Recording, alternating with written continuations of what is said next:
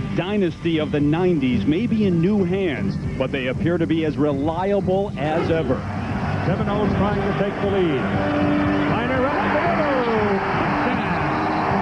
middle. For the Seminole chief, who has captured the nation's spotlight and dominated the ACC, only perfection is acceptable. Among the challengers, though, a hungry Wolfpack, who last year refused to die, as Torrey Holt pierced the Noles for a league record 5 touchdown catches. Man, that was fun. Let's see if I can do that again. Catch me next on ABC. From Carter Finley Stadium in Raleigh, North Carolina, the #2 team in the nation in action today as the Seminoles of Florida State take on the Wolfpack of NC State. And hi, everybody. I'm Terry Gannon. Both the Noles and the Pack winners in their non-conference openers. Now they get down to business in the Atlantic Coast Conference. And if history tells us anything about this matchup, Tim Brent, it's that they put up big numbers on the board, and reasons to believe that that could happen again today. Well, we hope that's the case, because that would be fun to watch. We do know this game showcases 2 of the best wide receivers in the entire country. You've got Torrey Holt of NC State and Peter Warrick of Florida State. And, of course, Warrick is a Heisman Trophy candidate. He had 53 receptions last year. Just impossible to stop. Great routes, tremendous speed, but he is playing dinged up today. Look at this.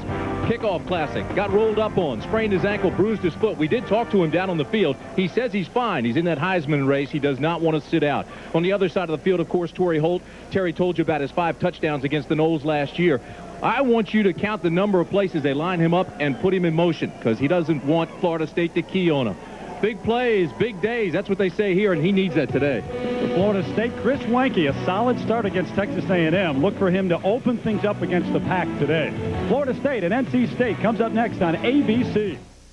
One of the most emotional days of the year when an ACC team takes on Florida State. And amidst the fireworks, here comes the Wolfpack.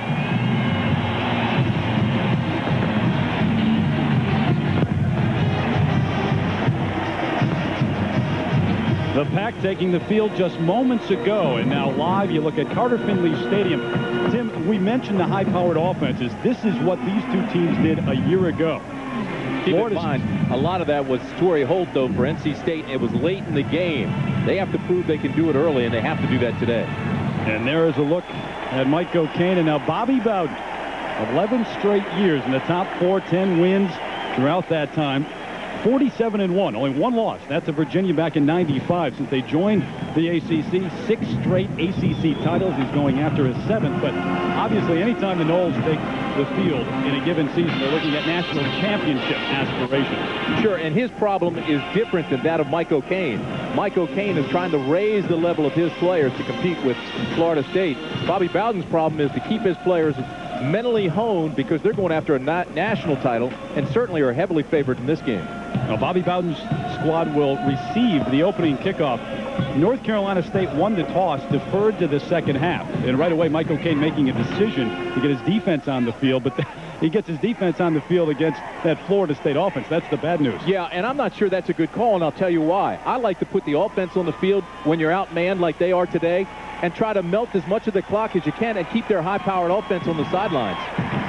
The Wolfpack, losers last year in Tallahassee, 48-35, but they gained a lot of confidence from that comeback, if you will, and have not lost since. Scott Earwood, the first kicker since 1957 in an NC State uniform, to both handle the kickoff duties, the place-kicking duties, and the punting duties. Boy, you just hate to give a knockout puncher the first shot, and that's what they're doing here. And back deep, you look at Dee Feaster. Great running back. He'll get a lot of time in the backfield today because Bobby Bowden wants to sub for Travis Minor. He's back there along with Reggie Durden, a junior out of Houston. And we're underway in Raleigh. It'll be Feaster at his own 7-yard line. Got a hole up the middle. Closes quickly and out to the 26-yard line. That's where the Noles will start their first series.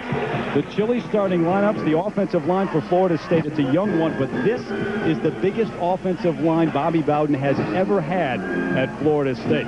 They go about 6'5", 300 pounds. The wideouts, Ron Dugan's getting a start today. And, yep, there you see him. Peter Warrick with the bad ankle, bad foot, but he is in the starting lineup. Lamar Glenn, the fullback, one of the keys for Florida State in that win over Texas A&M. And Travis Minor with a record 34 carries. That's a Florida State record. First down, Winky. Play action.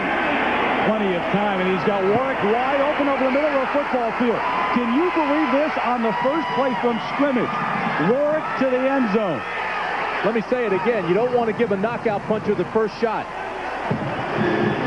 I believe you're right, partner. 74 yards. The ankle, the foot are fine. And he is definitely in the Heisman race. Earlier in the week, Peter Warwick on crutches after the injury against Texas A&M. No crutches there. Wow. Sebastian Janikowski on for the extra point. And he blasted through all the way back to the NC State band. So one play, one touchdown for Peter Warwick in the Knolls. Didn't look like a complicated route either. He just ran a post pattern. I think there was confusion on the defensive side, but I want you to watch this. The left hand of your screen. It's a play action. Everybody sucks up. Now he looks down to the right. There he is, just splitting the zone, and he's wide open. There's nobody in a red jersey even around him. Touchdown Warwick. Jason Perry, I guess, was the closest. He was the safety, but look at this. He just runs in the seam, and Wanke just throws it perfectly. Now, Chris Wanke, you know, there were some question marks about him early, saying he's not as experienced as they'd like. I want to tell you something. They said he made all the right reads in the kickoff classic, and he comes out in this game and he's 1 for 1. You know, he had that smile on his face yesterday, though, when they talked to him at the walkthrough. Said, yeah, I kind of played it close to the vest in the Texas A&M game. Got it to Warwick a couple of times. In fact, 9 times. Had a great day, did Warwick. But we really didn't have the big play. We want to open it up against NC State. I think they did that early enough. What amazes me is I know the defense for NC State did not want to get in one-on-one coverage, cover one, and they were trying to run some combination defenses all day so they can help each other. But this is amazing to me. You see the Heisman Trophy come out and line up by himself and just runs a post pattern and he goes untouched. So the worst possible thing that could have happened for Mike O'Kane. You win the toss, you defer to the second half, you kick off to Florida State. I guess the worst thing that could have happened is Florida State would have run the kickoff back, but this is just as bad. Mike is such a good guy, and he's an outstanding coach. Boy, it's tough when you have to take it on the chin right away to start. Janikowski, yeah, he goes about 255 pounds. From Poland, came over at the age of 15, now from Daytona Beach. And that's a solid 255. He is a load. He's got that bald head and that big body. Looks like a linebacker. Eric Leak, left of your picture, and Rashawn Spikes, starting tailback, set to return this kickoff from the Knolls. Here's a surprise. Janikowski sends it 6 yards deep to the end zone. And Leak will go to one knee, bring it out to the 20-yard line to start their first set of downs. The chilly starting lineups for NC State. This offensive line, a couple of returning starters. Ian Rafferty coming off knee surgery, really the leader at the left tackle spot. Justin Burrows scored a touchdown on a recovered fumble last week against Ohio. Not only do you know about Torrey Holt, who has either broken all the records or will break the NC State records, but Chris Coleman, a reliable receiver when all the attention is on Holt. And in the backfield, Rashawn Spikes takes over for Tremaine Stevens, one of the outstanding runners in NC State history. Yeah, Stevens ran for 1,142 yards. Spikes has to pick up that pace a little bit, help him out back there. So Jamie Barnett now out of the shotgun, goes back under center and directs Spikes and the fullback Jeff Butler to get in the eye. Spikes, big hole up the middle, and a big gain for the Wolfpack. Across the 40 and out to the 48-yard line. Spikes ahead for 28 on NC State's first play from scrimmage. Give a lot of credit to Barnett, the quarterback, because he checked to this. They spread the offense, which spread the defense thin. They didn't have 8 guys in the box. If you stop it right there, you look at all this territory he has to run. They did that because they spread it. They got the linebackers out of there from tackle to tackle. They spread it thin, opened up that hole. He got into the secondary and had the big gainer. Well, this is a Florida State defense that is banged up this early in the year. They've got a number of players, and we'll talk about that later on, who are not playing today. Ryan Hamrick didn't get off the field fast enough, and Barnett called a timeout to avoid a penalty. So a timeout on the field. NC State wants to set things up and get organized, and we'll take one as well. The Knolls up by a touchdown with the Wolfpack driving. Months ago, you missed the score already. 74 yards. Peter Warwick on the first play from scrimmage from Chris Wenke. But Jamie Barnett, one of the best seasons in NC State history as a quarterback a year ago, and set to break most of the records for the Wolfpack. Only a junior, he's been a starter for 2.5 years. In motion is Holt. Barnett with a straight drop. Has time, but this one is deflected over the middle. Demetros Stevens, the senior, got a hand on it. And this is the defense for Florida State that Bobby Bowden calls maybe the fastest he's ever had. Up front, they are injured, though. Larry Smith out with an ankle injury, so Corey Simon getting a start. Demetros Stevens taking over for four-year starter Darrell Bush. Stevens calling the signals defensively. Theon Rackley getting a start as well. And this may be the deepest secondary that Bowden has had, too. They're very quick back there, and you know revenge is on their minds. Torrey Holt with the 5 touchdown catches a year ago. 2nd and 10, Barnett, quick out, there's Holt. He can do some damage when he catches the football. Inside the 35 to the 33-yard line. Torrey Holt with his first catch of the afternoon in a big game for the Pack. Now they put him in motion. They put him in the slot, this time way out wide. Now watch this. It's just going to be a little hitch. Flanker screen, bring him back in, hope you get some blocking. Break a couple of tackles, and he's got the first down. I'm telling you, folks, he is special. Senior captain, legitimate All-American. Caught 16 touchdowns last year. That's a career for most guys. One-on-one with Troy Saunders, Tim, who had some troubles in the Texas A&M game. And don't be surprised if you see a Mario Edwards in there fairly soon. First down for the Pack. Spikes got room on the left side. Inside the 30, down to the 27-yard line. So the Pack moving the football on their first drive. Dexter Jackson, the free safety senior out of Quincy, Florida, on the stop. All right, here you go now. You talked about the defense as we look at Spikes. All right, 2 carries for NC State, 34 total yards. That's already more than Texas A&M was able to run against this defense in the kickoff classic. Texas A&M got only 33 yards all night. Rashawn Spikes with the 2 carries so far for the Pack. Spikes much more of an inside runner than Stevens was a year ago. That's more powerful. Barnett under pressure. This one's almost picked off. Came from the outside, Seymour. Yeah, he was going to Holt again. Holt was just running a little short post pattern. But I want to tell you something. See, now you've got Stevens in there, who's a great big guy. He's 6'3", 240 pounds, and he's got a great big wingspan. Now Barnett goes to throw. Stevens stands. Boom. I mean, they just come hard. Everywhere around that football, they're running and hitting. Big controversy this week because Michael Caine said they are aggressive, they play fair, but they really play on the edge. And a big headline said he's worried about their safety. I want to say I'm worried about their safety. But it harkens back to the days of Steve Spurrier with all the comments about Florida State knocking out quarterbacks. Barnett to the turf again after the incomplete pass. And Michael, can we talk to him about this too? And he was very sensitive to it. He was upset about the way the article came out in the papers because he said I wasn't making any commentary at all about Florida State going after people and trying to hurt people. I said they try to take out Torrey Holt, as in doubling him and taking him out of the game. And he said I'd like my players to play like Florida State's players on the edge all the time. Well, and it became a big issue because of the bowl when Steve Spurrier was talking about them hitting late and playing on the edge and actually crossing the edge. Michael Caine was so upset by the headline, he actually called Bobby Bowden and said, hey, look, Coach, this is what I said. I said, I love the way you guys play. You play on the edge, you play aggressively, and I wish my guys would play there.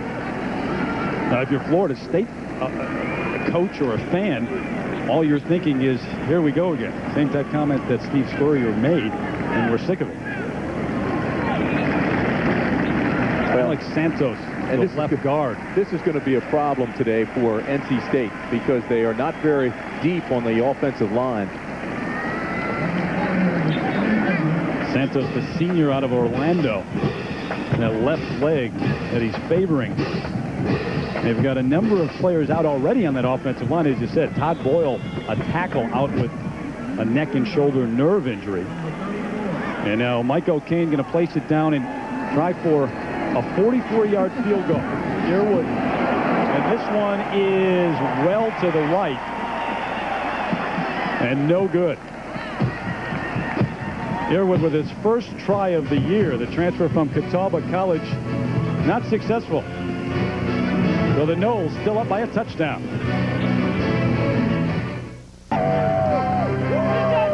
Gorgeous day in Raleigh, North Carolina. Some of Tim Brandt's buddies in the stands watching on. 7-0 Seminoles. Chris Wanke going to take over at the 27-yard line. 1st and 10 Noles. Marvin Minnis in for Warwick on this series. It's Glenn and Minor out of the eye. Play action again. Wanke throws, got Minnis, comes back. Nice catch at the 45-yard line. Now they rule it incomplete. A little bit underthrown, and they'll bring it back. And let's check in right now with our New York studio and John Saunders. It's time for the Burger King update. Trouble in Ann Arbor for the Wolverines coming off that loss to Notre Dame. Kevin Johnson here, 6 yards on the touchdown run. Donovan McNabb has now just thrown a touchdown pass to Conrad, and it's a 13-0 game. The extra points still to come. We'll keep you up to date. Terry, back to you. Still trying to get over that loss to the Irish, I guess, John. And, of course, later tonight, Notre Dame in action against Michigan State in East Lansing. That right here on ABC at 8 o'clock Eastern. An incomplete pass on the first play. Wanke going deep. He's got Cole, the other speedster. Huge gain inside the 20. Finally brought down at the 11-yard line. Harrison had the initial coverage, but it was Tony Scott who finally ran down Lavernius Cole. No question, when he tells you wide receiver is the strength of his offense, loaded with speed and depth, there's a great indication. They bring in Minnis for Warwick, then they bring in Lavernius Cole for Dugans, and they don't lose anything. Watch this. It's the same pattern that Warwick scored on earlier. It's just line up wide right, then run the post pattern. Again, they were in a 3-deep zone type defense, and they just couldn't catch him. Same play, different number. 63-yard pass that time. Travis Minor, tough going up the middle. Host of tacklers just inside the 10. You know, for a few seasons after Tamari Vanover left school, FSU struggled to find a wide receiver with speed. Now they're loaded with them everywhere. See, look at this. Well, you look at the speed compared to the NFL speed from the combines a year ago. Faster at the quarterback spot, a little slower at the offensive line. But look at the wideouts. Much faster than those in the NFL. The average speed in the NFL is, as we said, probably the fastest team that Bobby Bowden has ever had. So, and if you listen to Bobby Bowden, he'll tell you he's got a couple guys that are under 4.2. Which is incredible. That's incredible. Now, they do run their 40s on a track in short, so it's not in pads, it's not on grass, but still, if you run anywhere in the vicinity of 4.2, if you run under, it's incredible. Yeah, I was going to say that he also said for a while they had a trouble finding the speed receivers, and when Vanover left, they struggled a little bit, but no longer. I mean, E.G. Green is gone, but Warwick, Coles, they're the fastest tandem in the country. You had Stringer, Minnis, and Dugans. Man, it's a track meet. 3rd and 4. Play action again for Wanke and plenty of time. Thrown and picked off. Picked off by the Wolfpack. Lloyd Harrison, the junior out of Floral Park, New York, comes up with the biggest play of the game so far for the Pack.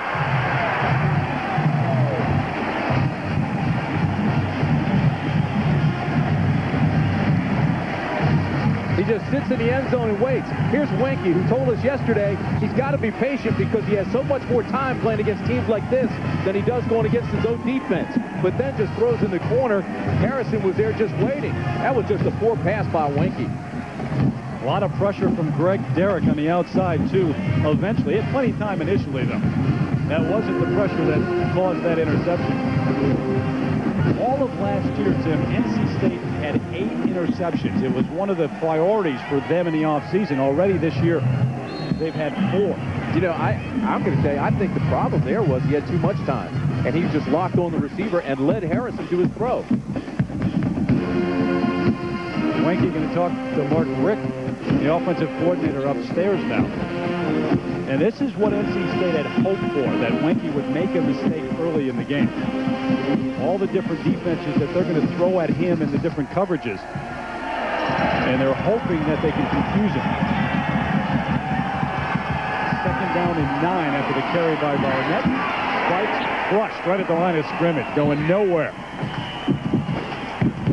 Big old number 56, Roland Seymour, the sophomore out of New Orleans, met Spikes at the line and drilled it.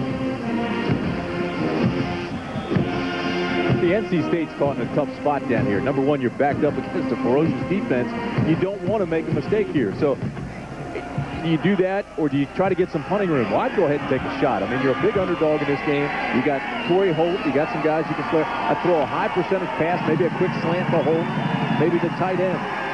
Awfully thin on that offensive line, though, and you know the Noles are coming after you. Well, Barnett's going to take another timeout. That's the second timeout that Barnett has had to burn. They had to call a timeout earlier when Eric Leak wasn't in position, and now you can see Jamie Barnett awfully frustrated because something didn't look right at the line. Well, he's got to realize he's got plenty of room back there to move around in the end zone. He just cannot take a sack and can't throw the pick. He's got to be certain. So in other words, he's got to throw in rhythm. He's got to go 1, 2, 3, boy, get the ball out and make sure you don't throw an interception.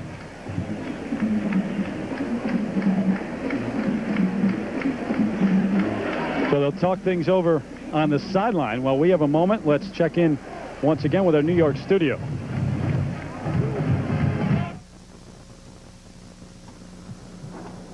15 years on the sidelines, the defensive coordinator and the architect of this defense. He likes them to be aggressive. They're going to be coming after Barnett right here. Torrey Holt in motion to the far side. 3 receivers set. The Seminoles may have jumped across. Barnett under pressure, going to scramble with room. Everybody stopped. Got the first down, and you're right. After the Noles defenders jumped across, everyone was in slow motion. So the question that begs, had the play started? If the play started, that's a free shot by Barnett. If not, they'll call it back. Watch this. Everybody just stops now. If Barnett did that on purpose, that's a great play because everybody stopped with him, and then he got out and got the first down. Tate Cody made the tackle and knocked him out of bounds. Let's see who jumped first.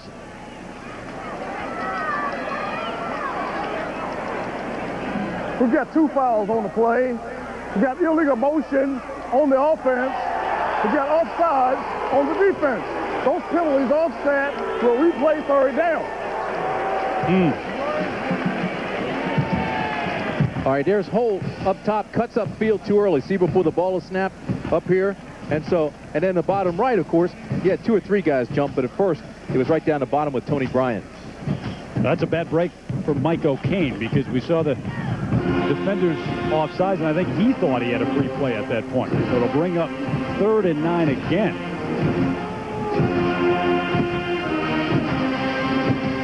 And there's Holt. You know, the secondary keeping an eye on him no matter where he goes today. They'll go in motion.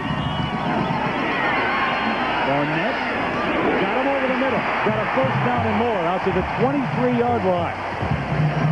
Holt with another catch, another big gain, and the Pack able to move the football early in the first. That's a 20-yard gain. Holt started on the left side, went in motion. When he did, he took 2 defenders with him. The tight end, Devon Smith, was wide open, but Barnett never even looked at him. Instead, he went right here. Still a good call anytime you can go to your All-American, and he put the ball right there for it. So they moved the chains. That's a huge play for Barnett, and it's a good sign for State that they're not playing conservatively. Even backed up like that, they went on 3rd down, threw the ball effectively rather than just worrying about getting some room to punt it out. Ryan Hamrick, a junior out of Shelby, North Carolina, in for Torrey Holt, who gets a rest right now. Here's Chris Coleman going up for it. Who came down with it? He got it. That's a catch. Coleman comes down with it between 2 defenders. And another big gain for the Wolfpack. If they both come down with the football, it goes to the receiver. 31 yards on the catch. Yeah, but I want you to watch this. He had it all the way anyway. Went up, split the 2 defenders. Nice play by Barnett on the play action. Then just kind of lofts it. He's got a tall receiver who's 6'3", going up against a 5'11" and 6-footer. And look, see, the ball's on his chest. They don't start wrestling away until he's on the ground. 1st and 10 for the Wolfpack. Deshaun spikes over the right side and down to the 41-yard line. Lamont Green involved in the tackle, the senior out of Miami. Playing with a knee bruise, and we mentioned a number of players for this Florida State defense banged up. Tommy Polly has a hamstring, and we have not seen him. Ryan Allen, a backup middle linebacker, out with an ankle injury. So you'll see a lot of Theon Rockley and a lot of Bradley Jennings today. And, of course, Larry Smith, the nose guard, also out with an injured ankle. NC State's moved the ball effectively against Florida State. Got to get this play off. Just does. Spikes straight ahead and down to the 37-yard line before Tony Bryant wrapped him up. Well, Spikes, you're getting a good look at what type runner Rashawn Spikes is. The junior out of Meriden, Connecticut, straight ahead runner. Goes about 5'11", 210. Already with 5 carries, 41 yards, and a great average so far. But he doesn't want to go out and break him on the outside. He wants to run straight at you. Terry, NC State had 7 plays in the first drive. They already have 6 in this drive, so they're melting the clock a little bit, keeping that Florida State offense on the bench. There goes Holt in motion again. Barnett with time. He's got Torrey Holt. Inside the 30 to the 27. So the Barnett to Holt combo alive and well today at Carter Finley. Levon Thomas, the right cornerback, was right with Torrey Holt and made the stop. He is such a quality receiver. He's got great speed. Look, he's in motion trying to lose him. He's got the safety trailing him, does the quick out. Now look, Barnett puts the ball out in front of him. He makes a great catch. He's got 3 catches for 50 yards and truly looks like the All-American they said he is. Going to get a rest at least for 1 play now. 7-play drive once again, as they did on the opening drive. Eric Leak in motion. Barnett slipped, and then down he goes in the backfield. Corey Simon, the junior out of Pompano Beach, Florida, got to him. Every time Barnett does that, though, you know there's a deep breath taken on the sidelines. He's playing with a bad knee. He was injured in a pickup game, a passing game, pickup sandlot game. He had his knee scoped. It's still not 100% according to some people, but I'll tell you what, he looks 100% to me. He's wearing that big knee brace. You can see that right there on his MCL. Tore the MCL and really wasn't effective against Ohio in the first game, although they played in the midst of Hurricane Earl. 8 for 18 as the Pack barely beat Ohio. Spikes on the right side. Hit hard at the 31-yard line and stopped. That'll bring up 3rd down. The holes close so quickly with this Florida State defense. You think you have some daylight, and then all of a sudden it's gone. Florida State is going to its speed defense, its nickel package. They've got Sean Key in the game as an extra defensive back. Expecting pass out of NC State on 3rd and long. Brings up 3rd and 14. This time Holt is in the slot. Shotgun. And time completes it to Eric Leak. Can he get to the end zone? Yes. Touchdown, Wolfpack. 31 yards to Eric Leak, the sophomore out of Forest Hills, North Carolina.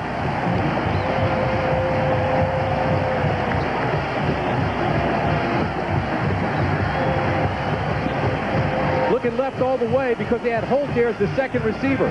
So this time they bring Leak and they send him out away from Holt. Holt took the 2 defensive backs inside. He cut outside, caught the pass and touchdown. They used Holt that time as a decoy.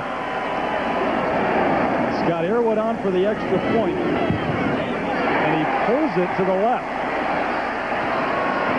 So he's missed a field goal and missed an extra point. Mike O'Kane isn't happy. But a 99-yard drive for the Wolfpack. They were backed up, had 3rd and 9. Barnett got a first down to Holt, and then they put 7 on the board. Here's the touchdown play, and here's Holt, the All-American. Here's Leak. Now, when he runs like that, everybody's going that way, rolling. And you're going to see they use him almost as a decoy. Everybody's following Holt. Go to the backside. There's Leak. Left all alone. Touchdown, NC State. All-American with or without the ball. And Jamie Barnett so far, even though he's gone down one time, getting some pretty good protection from that offensive line. A 99-yard drive for the Wolfpack on 10 plays. That followed up a 7-play drive, which ended up with Earwood missing a field goal. And he missed the extra point, so it's 7-6. Back deep, Brewster and Lavernius Coles. Coles at his own 9-yard line, going to bring it back across the field. Flags thrown all over the place as Coles goes down at the 22-yard line. 3 separate flags, 2 at the 20, 1 out at the 29-yard line. One was a block in the back against Florida State. Then Waldrop made the tackle for NC State, but we'll sort this out.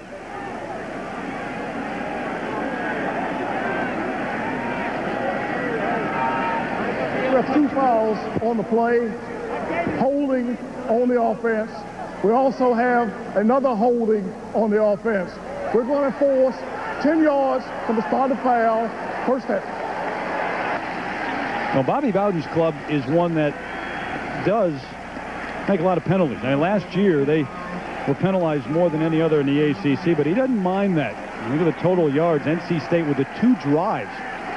Now more than Florida State, who had 2 quick hitters. But Bobby says, we make penalties, yeah, but we make a lot of things happen. They run that no-huddle offense.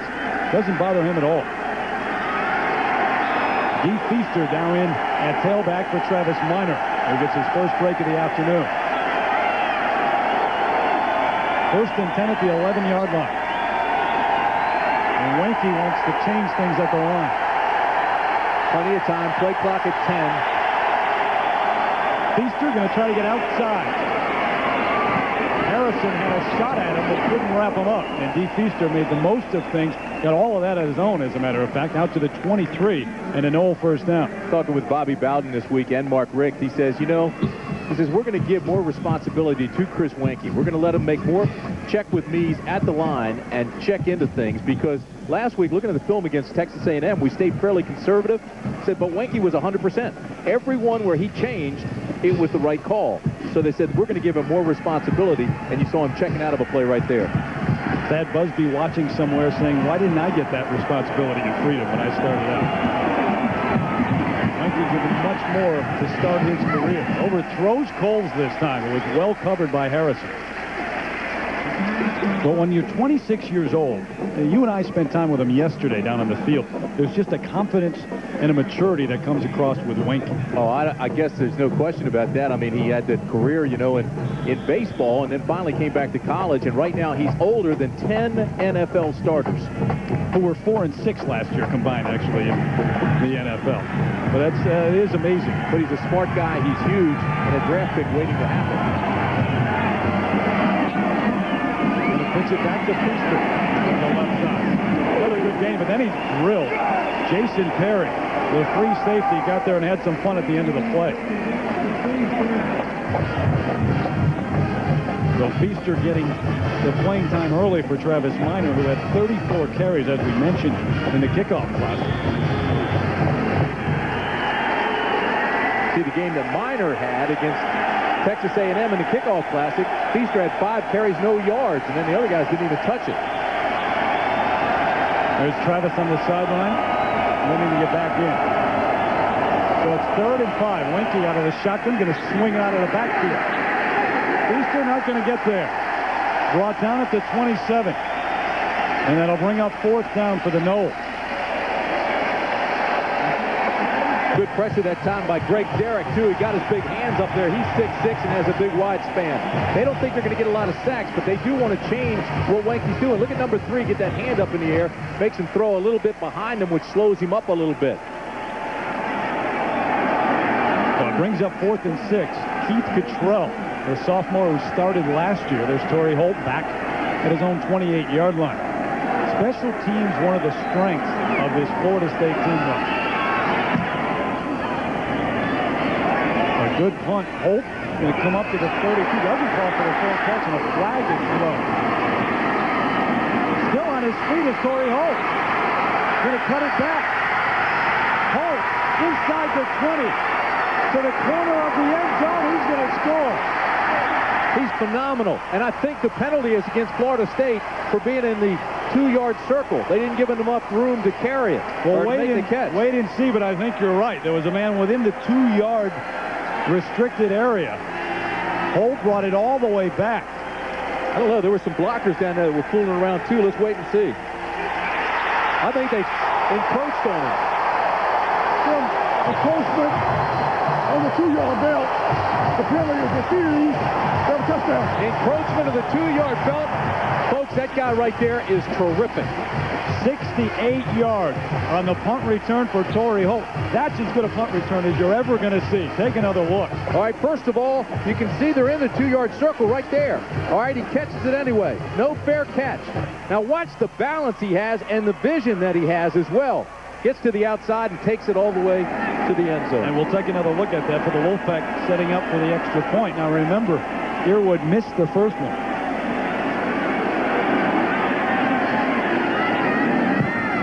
This one, though, no problem with that. 13-7. Well, big plays, big days. That's the slogan for NC State this year. And Mike O'Kane talked about the difference in his club early last year when they didn't get big plays, and now they're getting them. But watch his balance and watch his vision. Look at him cutting back. Here's the balance, and he breaks the tackle, shows his strength. Now here's his vision. He sees the blocker, tries to get him, knows he's being chased down from behind, tries to stiff arm him, and it just says, I'll outrun him. Derek Gibson, the man who initially missed the tackle. He should have wrapped him up.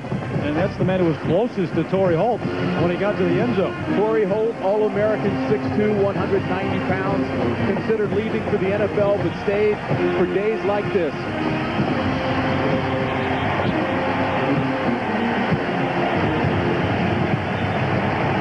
His mother passed away a couple of years ago, right around Christmas time, and he's dedicated his career since then to her.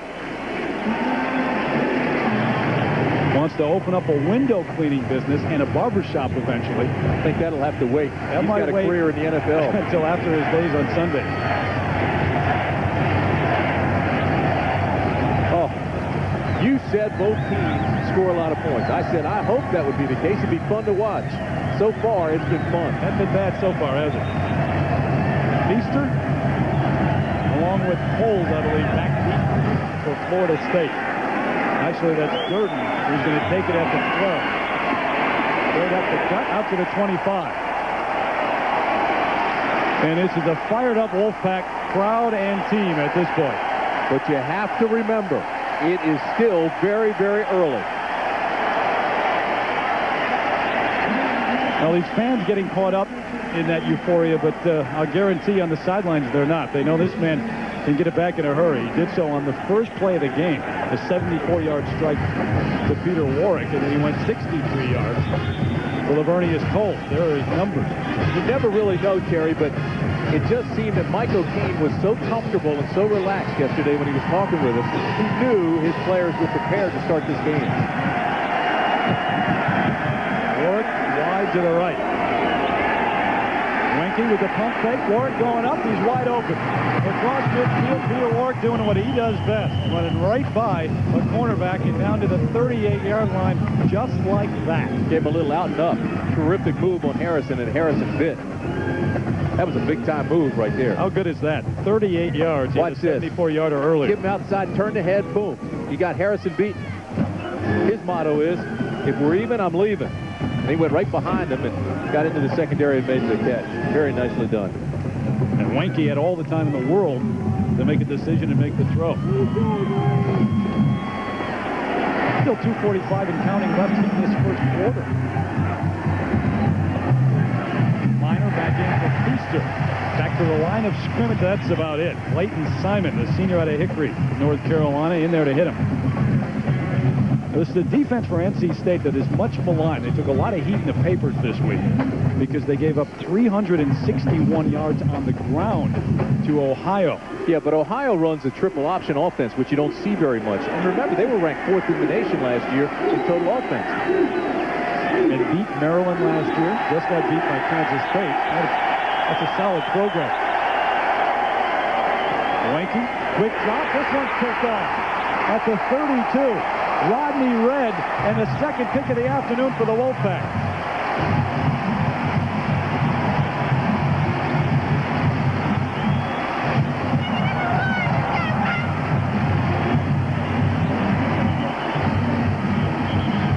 Rodney Red was moved from cornerback to safety, so they'd have 2 extra cover guys here. Now they're going to try to funnel him. One plays outside, one plays inside. Red, the safety who's playing underneath, just read his eyes all the way. Wenke is not looking off receivers, and Red just went with his eyes to the football and made the second interception of the afternoon. Well, he was so good against A&M at making reads, and the coaches were so happy about that. But maybe some of that rookie, I don't know if they're jitters, but just it takes a while to make those reads for a rookie, even though he is 26 years old. There's Rashawn Spikes wrapped up in the backfield by Jerry Johnson. Well, NC State has a game plan defensively where they're trying to keep guys from covering one-on-one. They're involving other people. They're running some combination defenses and taking some risks. High risk, high reward. Well, they've got 2 interceptions, but they've given up some great big plays, including the touchdown to Warwick. 2 key turnovers, the 2 picks by NC State. Stopped the touchdown on one, stopped the drive on that drive. Barnett's straight drop has time out to Coleman. Finally run out of bounds at the 37-yard line. Demetro Stevens and a couple of other Florida State tacklers in there to run him out. You know, one of the things they were telling Barnett at practice when we were watching him this week is the fact that Florida State comes hard. So you have to throw in rhythm. You have to throw on time. So he goes 1, 2, 3, 4, 5-step drop, step up and throw. He does it before the pressure gets there. If he does that all day and makes good decisions, they're going to have some success. 3rd down and a long for Mike O'Kane's offense right now. This is where the Noles come after you. Barnett, no pressure that time. That one's dropped. That was a 1st down for Devon Smith, the tight end, if he could have just held on to the football. The senior out of Ahoskie, North Carolina, would love to get that one back.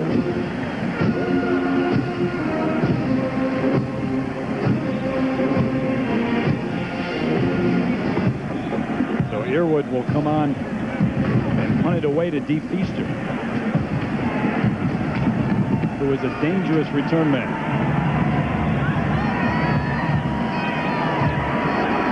Here come the Noles. Earwood just does get it off, and he got it off quickly.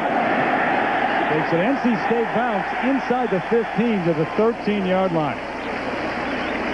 The breaks going the way of the Wolfpack right now. A 49-yard punt, and obviously no return. That's one of those situations where Earwood was just trying to get it off quickly before the block got there. And by doing that, he pushed it down the right side, got a good bounce to it. Earwood started out as a place kicker and then went to a punter and has come on. There's the offensive production so far. Look at all the plays so far, and 196 for Florida State and the touchdowns, but already 8 plays over 20 yards. It's a big play game. Yeah, and that's that high risk, high reward defense they're playing. Winky can operate out of the shotgun now. And Travis Leonard bounces outside. It may have a 1st down for the Seminoles. Nifty move to the outside and the speed getting around the corner.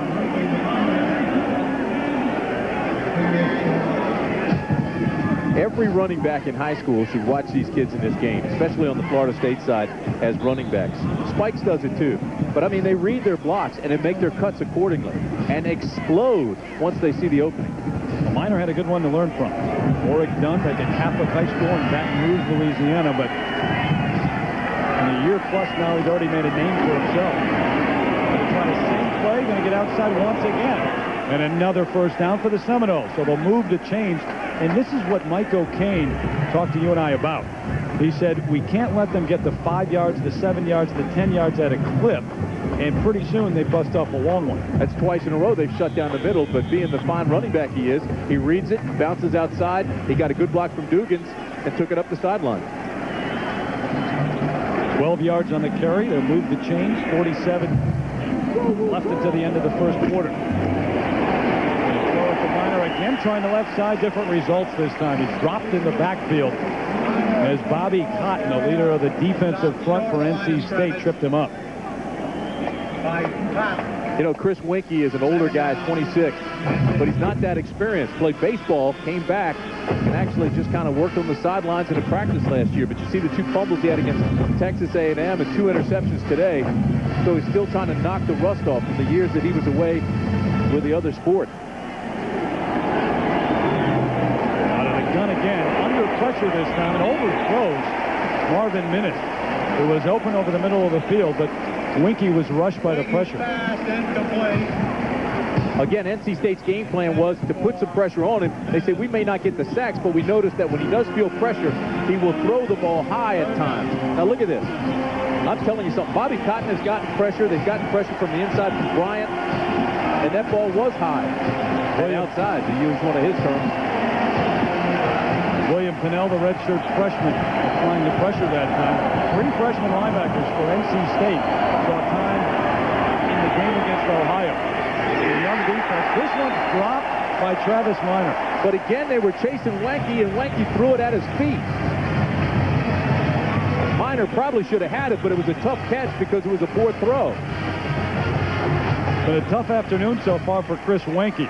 Watch this. Again, you know, they're trying to set up the screen, so the pressure naturally is going to come. Linebacker gets in there, see, right around the knees. Actually had to reach back for it. If he catches that ball, too, it slows him up trying to get out to the lineman ahead. So, most likely, the last play of the first quarter, Cottrell just gets it off. Torrey Holt, who's run one back already, going to cut it back. Holt to the 36-yard line. Pretty good field position again for the Wolfpack after the 41-yard punt by Cottrell and the 13-yard return for Torrey Holt. They're fired up at Carter Finley in Raleigh. The Wolfpack ahead of the Noles, 13-7. Sports, home of the Bowl Championship Series. Set to open up the second quarter in Raleigh. Terry Gannon, Tim Brandt, as you look at Chris Winkie, who had a marvelous start with a 74-yard touchdown pass on the first play from scrimmage to Peter Warwick, but has struggled since then. But the story of the game is NC State. They really did dominate the quarter outside of those few big plays. There's a look at Mark Richt up in the booth. He's the offensive coordinator. And, of course, those interceptions didn't help.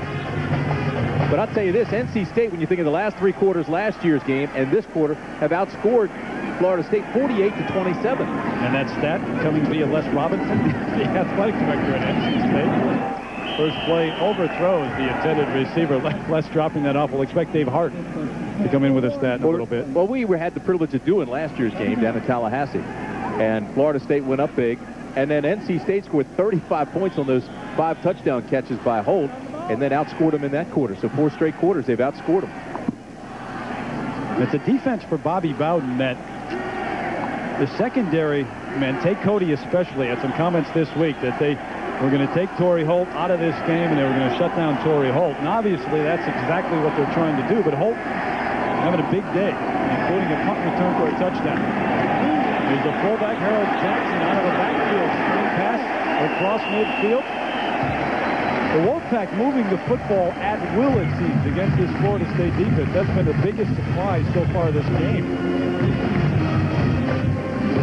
Had the big guys in there. They ran the wide receiver off, then they sent the fullback right down here in the flat. Brought him in right off the tackle out into the flat. Now watch the block he gets out in front of. Boom! That's the big tight end Smith who gave him the block and let him pick up 3 extra yards, so they moved the chains again, and NC State continues to move the ball effectively on offense. Well, the Seminoles had, 12 days to get ready for this game. And that's the worst thing that they could have because they beat each other up in practice. That's where they got all their injuries for the most part. The freshman, Ray Robinson, scampers down to the 41-yard line. Robinson from Hilton Head High School in Hilton Head, South Carolina. Well, it is time now for our Aflac trivia question. Here's this week's question. What ACC team has the current longest winning streak? Come back in a couple of minutes, give you the answer. Great question.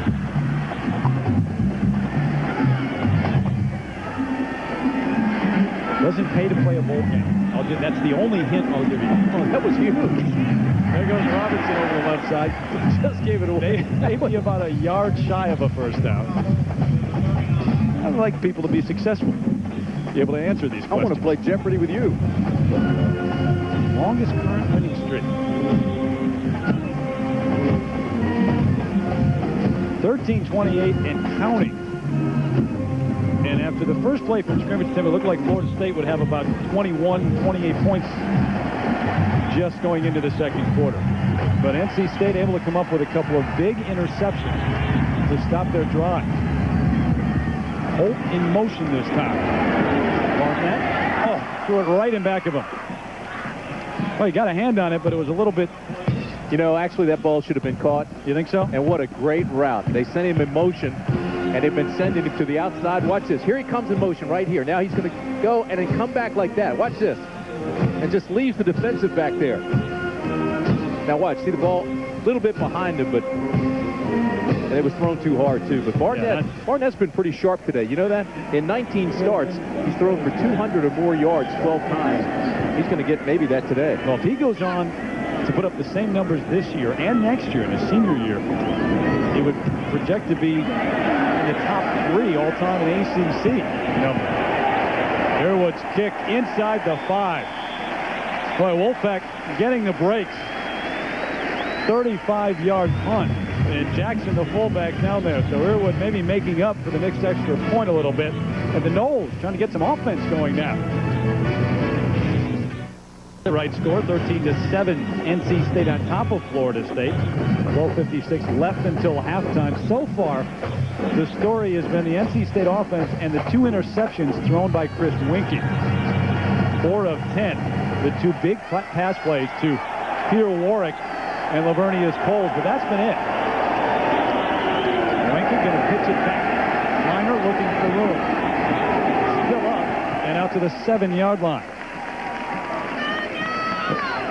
Well, Winkie, the starter, of course, one of the reasons because Dan Kendra went down with a knee injury in the spring. Kendra, the man who was supposed to take over as the quarterback, look at the hit by Bradley Jennings that tore the ACL on Kendra's knee. It would end his career as a quarterback, at least. He'll come back as a fullback. A lot of people really were concerned because they said, you know, he hit him high. They don't know how he injured his knee, but what happened is with the impact, his cleat was caught and twisted the knee and tore the ACL. Then had that offseason, or over the summer, had that problem with some explosives in his home, and that blew up.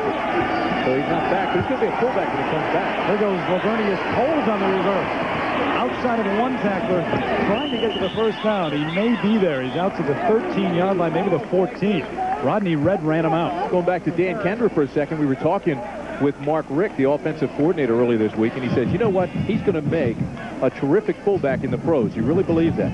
As soon as the pros look at him, he's the prototypical fullback for the NFL. There's a look at Mark Richt. He's the guy who's orchestrated the offense for all the success they've had over the last several years. He says Kendra will be a great NFL fullback. Well, Coles just shy of the first down on that last reverse. A dangerous play to run near your goal line, but we've seen Bobby Bowden do it throughout his career. Straight ahead goes Winkie, still fighting to get there. You got the scrum going on, and we'll have to wait and see where they mark it. Looked like he had enough forward motion to get there, and he did. It's a first down for the Noles.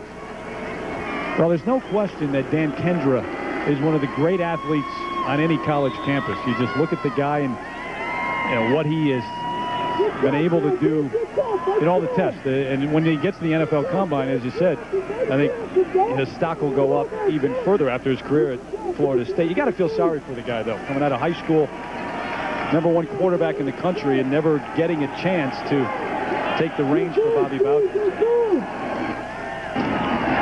On first down, Winkie under pressure is going to overthrow Warwick. Well, he has been overthrowing his receivers throughout the day. He has not been sharp.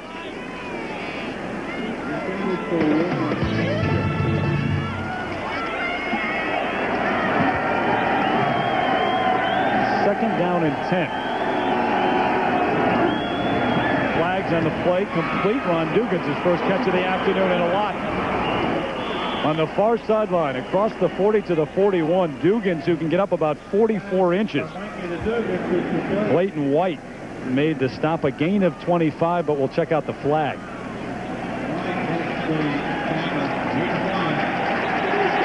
And they're going to bring it back. Offensively, Florida State is really struggling right now. Chris Wanke is just out of sync. The offense is not concentrated. They're having mental breakdowns. Illegal formation on the offense. A 5-yard penalty. We'll replay the down. This is going to drive Bobby Bowden crazy because these are just mental mistakes that Florida State normally doesn't make. And if they have aspirations of another national championship, which certainly he does, he thinks this is as talented and as fast a club as he's ever had. Well, this is the stuff that's going to kill him, so he's going to be upset. Winky has missed his last 4 passes.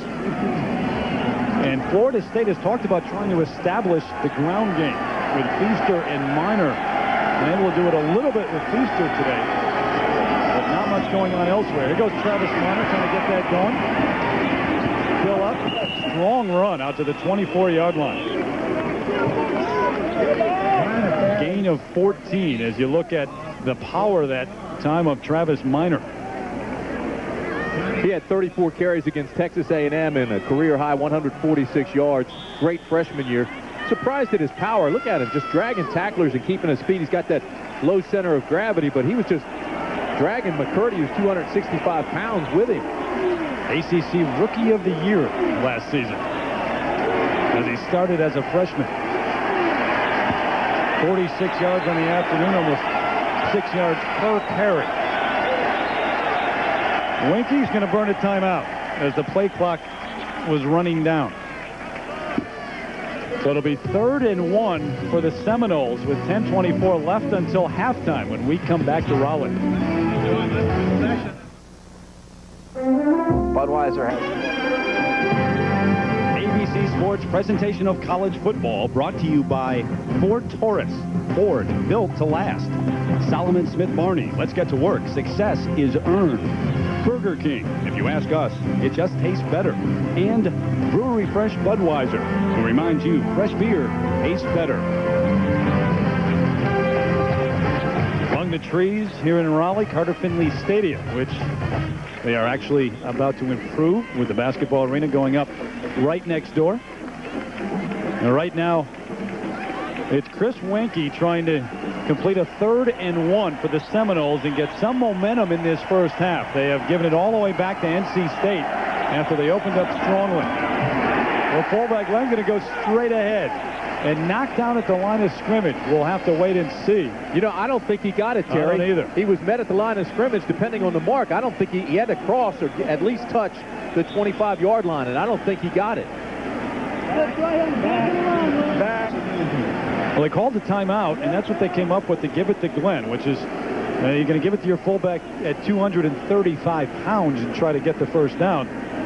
Makes sense to me, but that Wolfpack line, which has been very thin so far this year, playing well today. Well, LeVar Fisher tagged him pretty good. He got the first. Now, if you look at the mark on the sidelines, the mark in the chain says he had to get to the 25. The nose of that ball was just short. So Mike's saying, wait a minute, would that chain get shortened on it?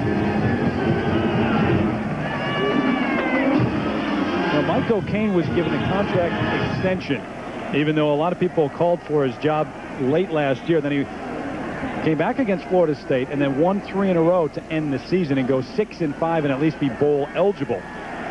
But he said now that he's been given an extension, he feels more pressure than he did a year ago to prove that they made the right decision. Warwick on the reverse. Cotton almost had him. But there goes Peter Warwick up the far sideline. Driven out of bounds about the 40-yard line. So the second time we've seen Bobby Bowden and Mark Richt go to that play. The first time to Lavernius Cole. Well, you're not losing any speed with Peter Warwick, I'll tell you that. No. You have the big guy coming our way. He's going to try to draw all the attention now. Here comes number 9, Warwick, the Heisman Trophy candidate. Here's a guy that's averaged 18 yards every time he touches the ball for his career. He's got that speed. He can break some tackles, outrun some folks. Candidate for the Heisman Trophy. On first down, look at what the Noles have done, and NC State up around 8 yards on first down. Minor out to the 45. Well, tomorrow at 3 Eastern here on ABC, we'll bring you the Comfort Classic in the Brickyard Crossing Golf Course in Speedway, Indiana. Senior PGA event. Hale Irwin, Lee Trevino, Gil Morgan, defending champion David Graham. By the way, Irwin and Morgan have 6 wins apiece this year on the senior tour. That's tomorrow on ABC. 9th play of the drive for Wenke and the Noles.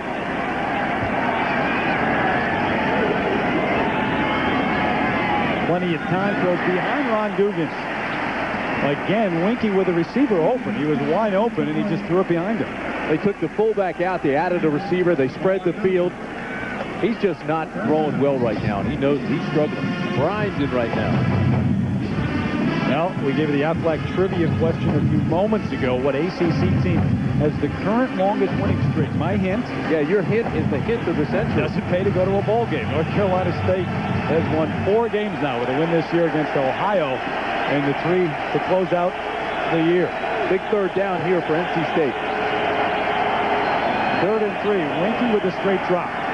Tipped and incomplete. Almost picked off by Rodney Red. He's already intercepted one of Winky's passes. There again, Red, the safety, playing underneath, and Winky somehow doesn't see him. NC State with the longest win streak in the ACC. You know, they scored 35 points in the last 3 quarters against Florida State last year and have not lost since. Beat Maryland, Virginia, East Carolina, Ohio. Huge win against Virginia. And Michael King will tell you that meant a lot, confidence-wise, to his Wolfpack team. Torrey Holt racing back. Going to field this one at the 2-yard line. Holt brings it back to the 7. Don't know about that decision. And let's check in the New York studios. John Saunders, see what's coming up at halftime. Up to the 8.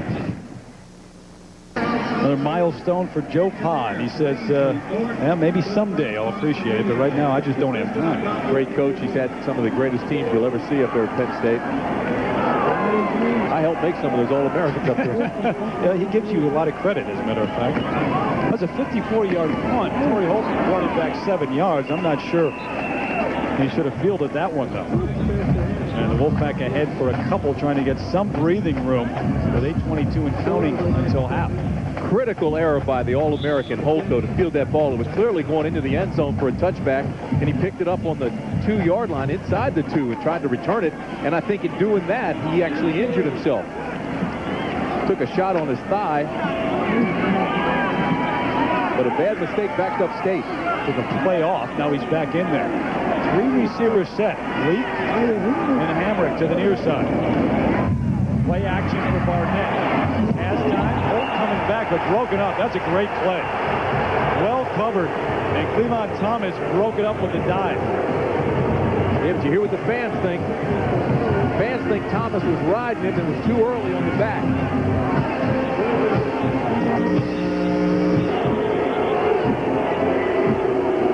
Take a look and you make the call. You tell me if this is pass interference.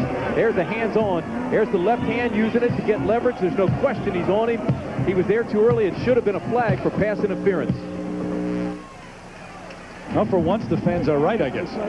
Well, he's using that left hand for leverage, and normally when that happens, they'll throw a flag. But then he also kind of rode his back.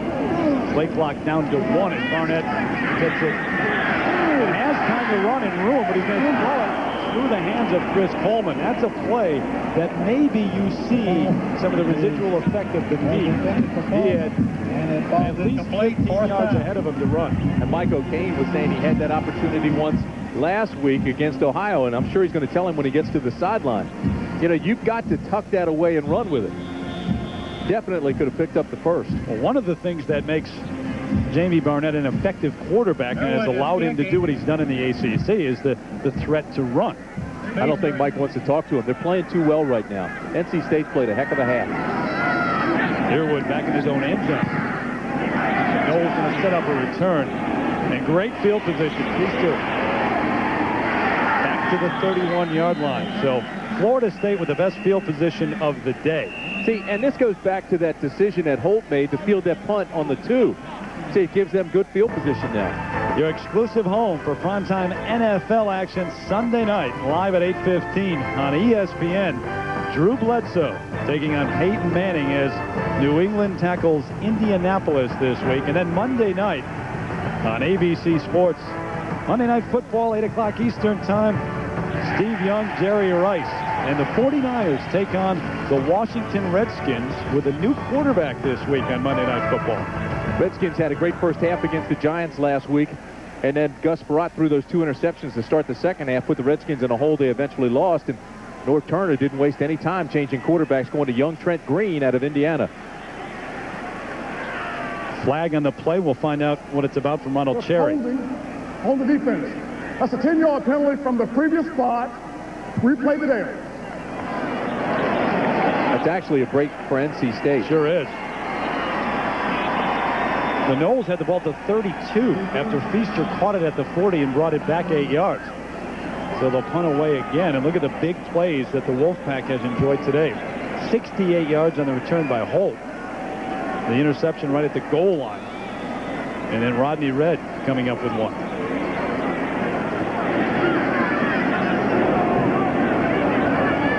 Earwood inside his own 5 this time. What a difference this has made. A beauty back to the 38. Feaster finds a hole though. Deep Feaster cutting it back with a big return. Still on his feet and now tackled at the 23-yard line. So they made 9 yards. So it turns out to be a break for Florida State, in fact. 55 yards on the punt, but Feaster brought it back 29. You know, as soon as you said there was a long punt, the difference, a lot of times that long punt can set up a great return because the cover teams, they overrun their coverage. Gives a little seam back there, too. Ball hangs for a while. Now, see, these guys have all overrun. They're over on the right side. All he needs is an alley, gets 2 blocks, and it takes it all the way back to the 23. Outkick your coverage. So the penalty then, they pick up 9 yards, and now they start the series inside the 25. Out of the shotgun, Winky. Going to throw it up in the air, an awful pass, and Minor almost came back to get it. That's a ball that had to slip out of the hand of Chris Winky. Winky's got to be wondering what the heck is going on. Look, he's even shaking his head. I mean, the ball was not thrown with its normal velocity, I think because he was waiting for him to clear a route. So you'll see him hesitate, and the ball just kind of comes out of his hand, but it's a dead duck.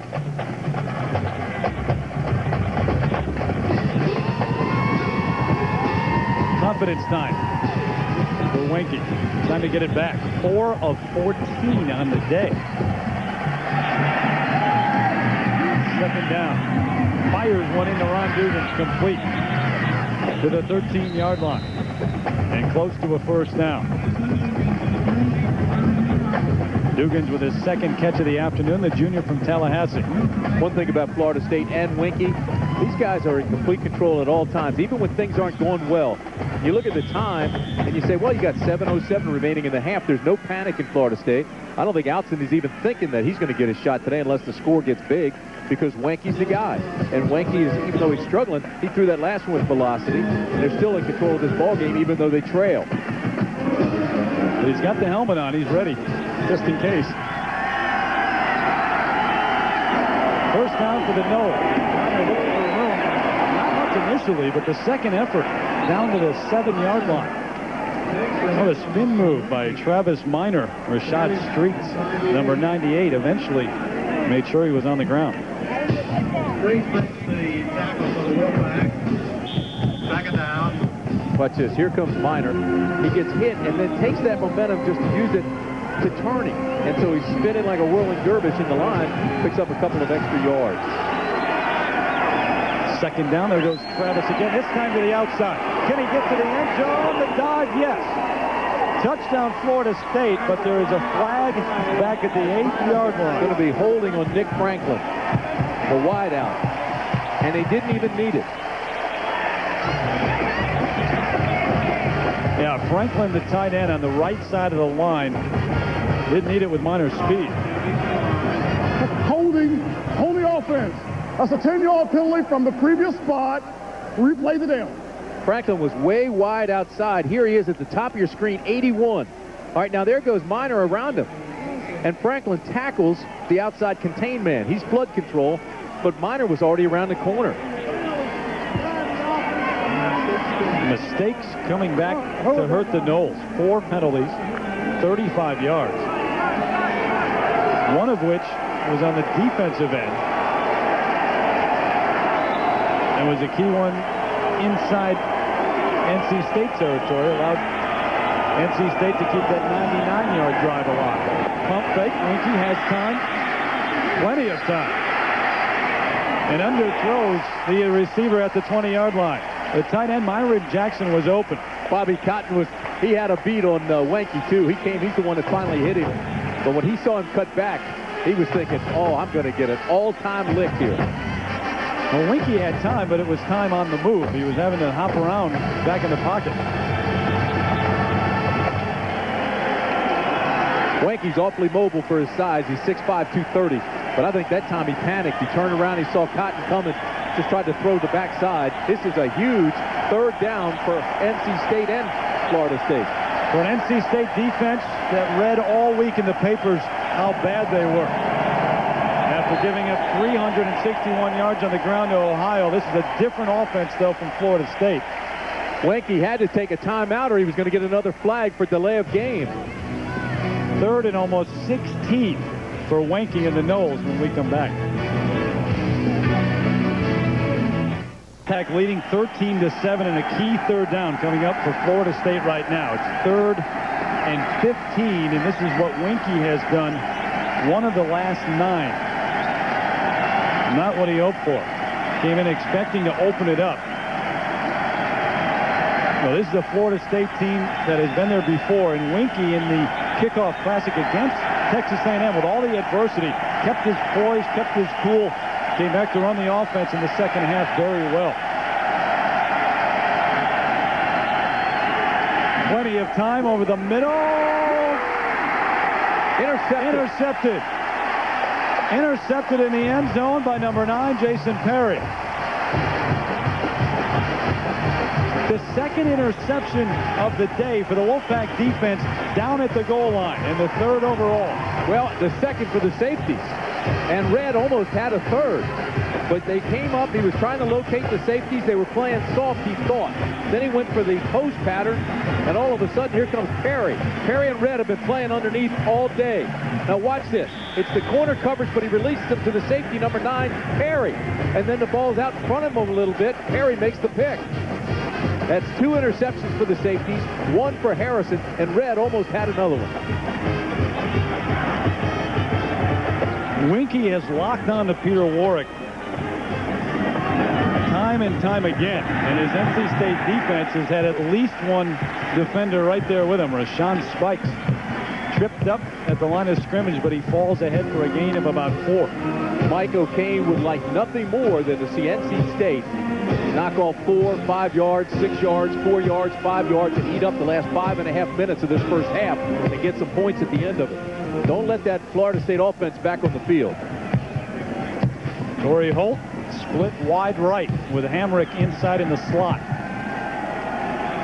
There goes Holt in motion. They move him around a lot in that backfield. And on the line, quick out to the fullback, Jeff Butler, across the 25 to the 26-yard line.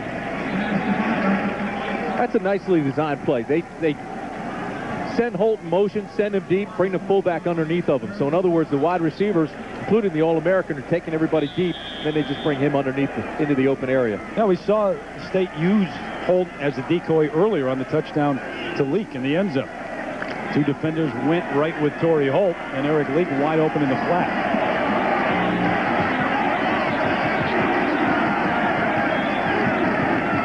There goes Holt in motion again across to the opposite side of the field. Comes back wide open underneath. Holt with a big gain again. And Barnett finding Torrey Holt almost on every play now for the pack. Out to the 37-yard line. He gives him at least one look, even if he goes to a different receiver. That's Corey Simon in stereo. Down on the field.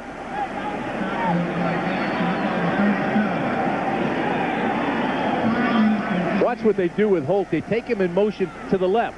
Then as soon as he breaks up field, he'll cut back to the right under the linebackers. Look at this. And then Barnett knows where he's going and just gets it out in front of him. First down.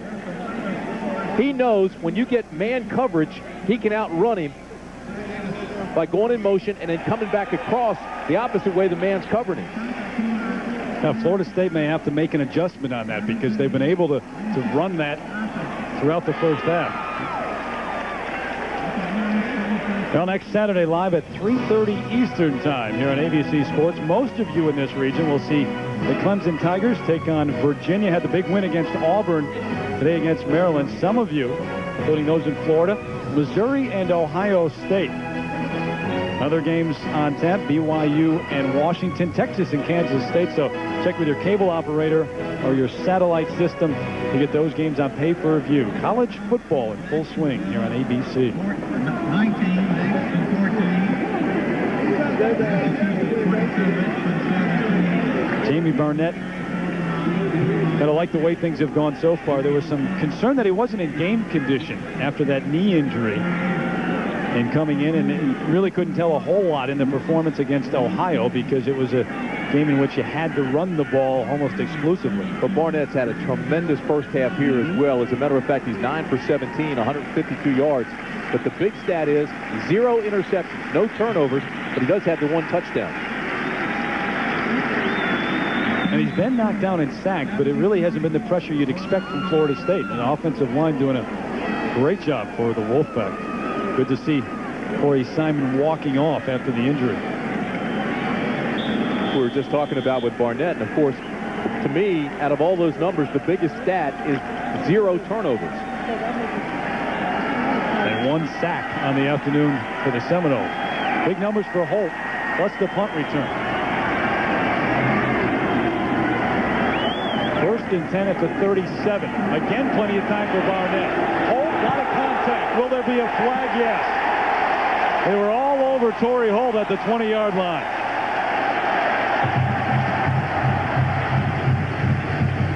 Dexter Jackson got his hat taken off, and he is down and injured.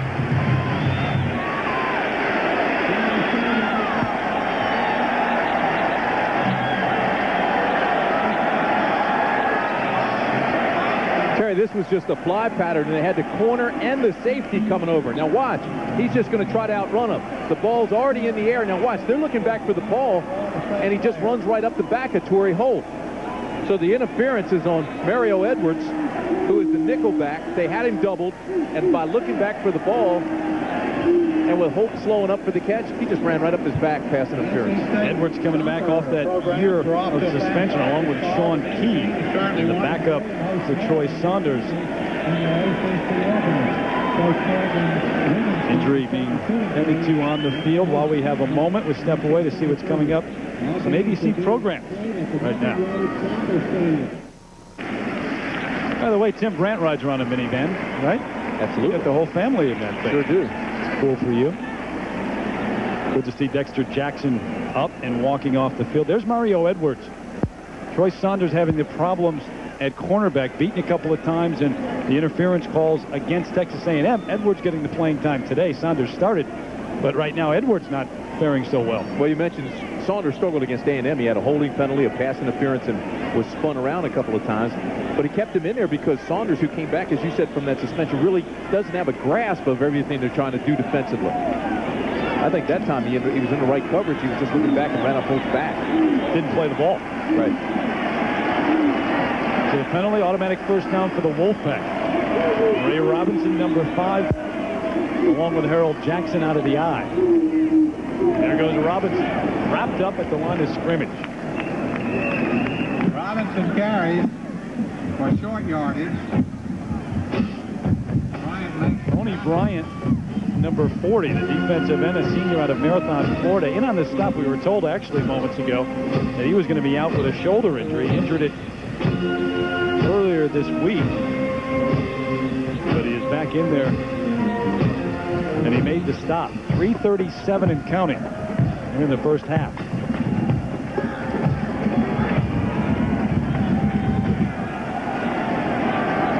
Here comes Holt in motion. Got to watch him at all times. And it's thrown to the tight end now. Devon Smith with a big game. To the 15-yard line. Knocked out by Sean McCullough. They went with Holt, and they threw back to the vacated area. He is a big guy, too. Smith is 6'4", 250. Picks up 32 yards, but watch this. You're right. Holt again. Everybody's watching him. A little play action. They send Holt out of the area, and underneath, here comes your tight end, Devon Smith. And look at the big guy. He gets rolling. And watch this. Yes, sir. He's got the crowd going. He is a hoss. Watch him at practice. He really has so much fun just playing the game. Florida State going to take a timeout. Look at the Wolfpack players trying to get the crowd out of their seats. Terry, again, Mike O'Kane's got to be thinking, and this is not a normal situation when you play Florida State, but he's got to be thinking, I don't want to score too quickly here.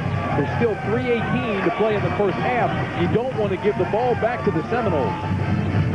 At the same time, you've got a field goal kicker. If you take your chance running the ball a couple times and get stopped, that has already missed an extra point, already missed a field goal. He can't be all that confident. He'd love to get a touchdown on the board before the half.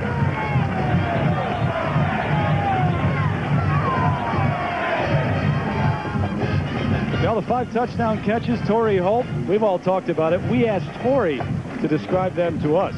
Here's what he said.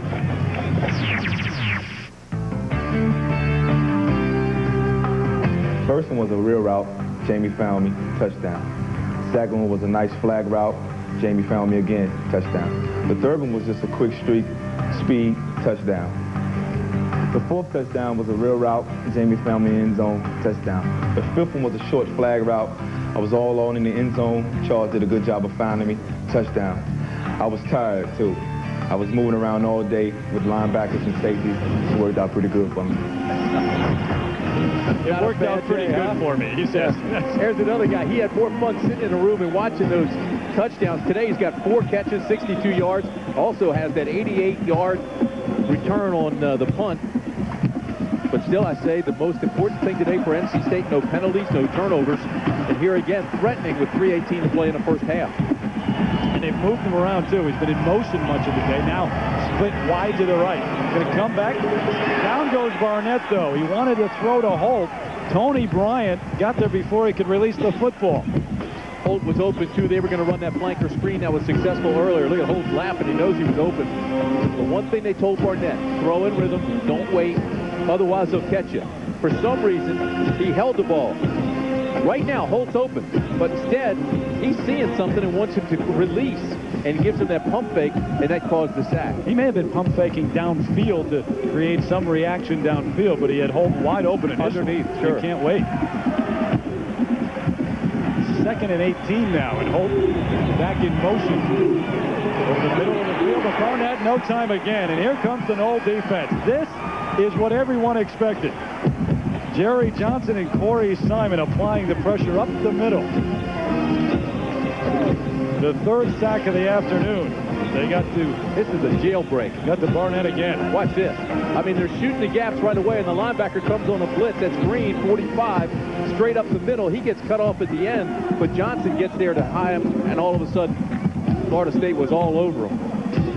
NC State takes the timeout. That's their last of the first half. Florida State, no timeouts left. Bad news is that they've lost about 16 yards. The good news is the clock's melted down to 2:17. But when you do games with Florida State involved, almost every time when you talk to the opposing coaches, they make one point. We got to keep the ball, because Florida State can't score when we have it. And that's what NC State is doing right now, although that's not necessarily true. You've seen them, Mickey Andrews' club plus many a turnover and bring it back. Right now, they're not even in Earwood's range. I mean, 41 yards, you're not comfortable with him there. Missed a 44-yarder earlier in the game. 3 sacks allowed last year, and 3 so far today. Now, do you get greedy and go into the end zone with a shot to Holt, or do you try to hit him where he can get into field goal range and maybe break a few tackles to score? I say you go and try to hit him somewhere on the field, set up the field goal. If he breaks a couple, you get a shot. NC State, an average of almost 11 yards to go on 3rd down. Florida State less than a yard. The Florida State defense coming out with the 2 sacks on this drive, trying to get their crowd involved in it too. Robinson caught behind the line of scrimmage. They're going to blow it dead, though. There were flags all over the place. That play didn't fool anybody. They sent No. Leak and Holt down the right side and tried to throw back on. Let's see who it's against. Dead ball, encroachment on the offense. Well, they whistled that dead before the play even got underway. First penalty for NC State on the afternoon. So not only was it an ugly play and poor execution, they got the penalty. You hate when that happens. Trifecta. However, with 2:10 left in the first half, if you told Mike O'Kane that that's when he'd get his first penalty, he'd be awfully pleased with that. Mistakes have hurt Florida State this afternoon. This has been a terrific first half. Oh. What a gorgeous day, too, in Raleigh. In fact, you go back 4 or 5 quarters between these two teams. They matched up evenly. Like NC State has outscored it. This one underthrown, going to be picked off. Edwards bringing it back. Out across the 40, still on his feet and now Mario Edwards brings it back all the way to the 32-yard line, and that was exactly what you were talking about. Now Florida State with just under 2 minutes to try to put some points back on the board after the interception and the 50-yard return by Mario Edwards. You're playing Florida State and you try to do too much. Barnett was wrapped up and tried to make something happen. If you watch this now, they want him to throw when he's ready and then not hold it at all. But look, all right, now he's wrapped up right there by Johnson and still tries to throw deep. Doesn't have any power on it. Ball's underthrown, and then it's a 50-yard return. They're going to say Mario Edwards was out just outside the 40-yard line. So a minute 55, first and 10, and Winky out of the gun. Quick out, Feaster, he overthrew Feaster.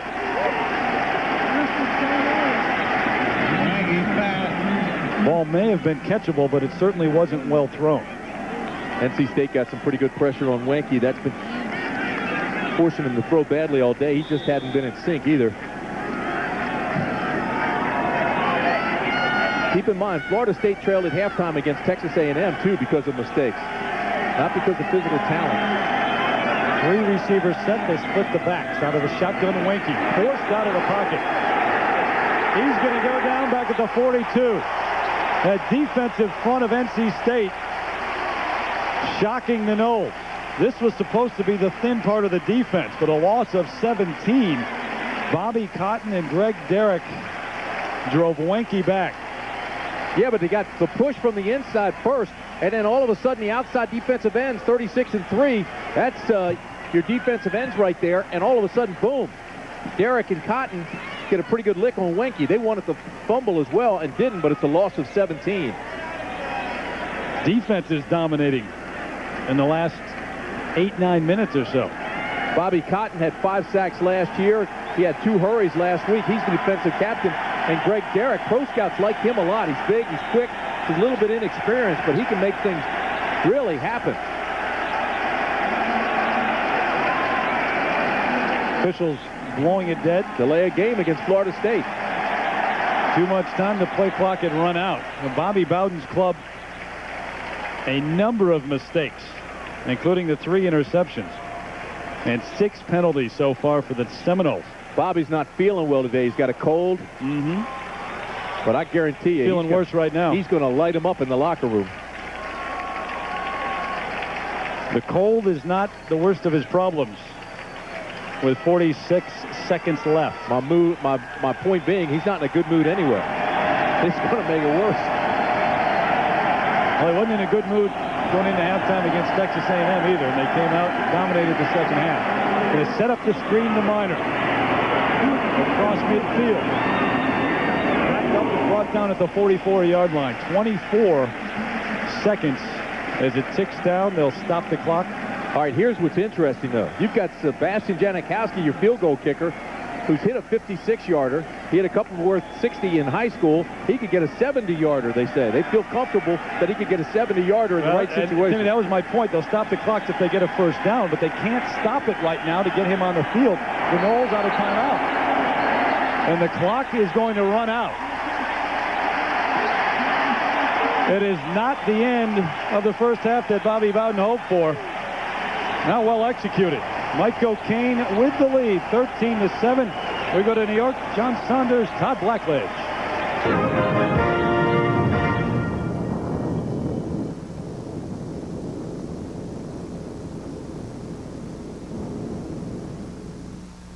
Terry Gannon, Tim Brandt. This is what took place in the first half. Torrey Holt. 4 catches, 62 yards, breaking tackles. They used him all over the field in motion. They put him in different spots. Holt also had that 68-yard punt return for the touchdown. Again, breaking tackles. Once he got down the sideline, watch this. He's got one rover. It's one stiff arm, and he's gone. He just outruns Derek Gibson to the end zone. And I mean to tell you, against Florida State, he has had huge games. The last 2 games, 16 receptions, 230 yards, almost 15 yards a catch, and 5 touchdowns.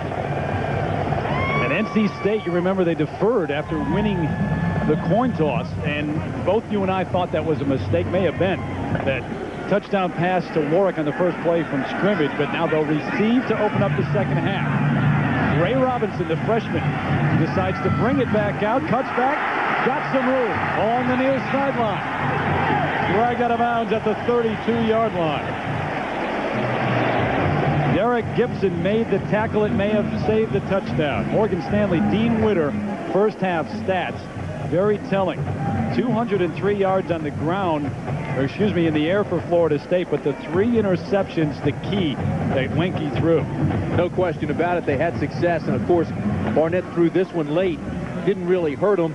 This has been impressive as well. 3rd down conversions. Barnett, I'm sure they told him at halftime, don't try to do too much. You have to throw in rhythm, throw on time. You don't want sacks, and you certainly don't want turnovers.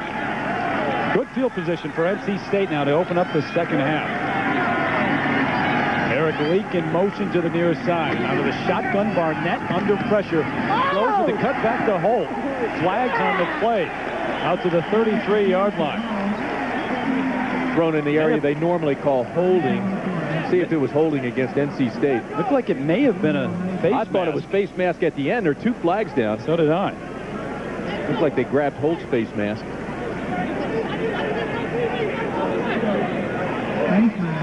And it is.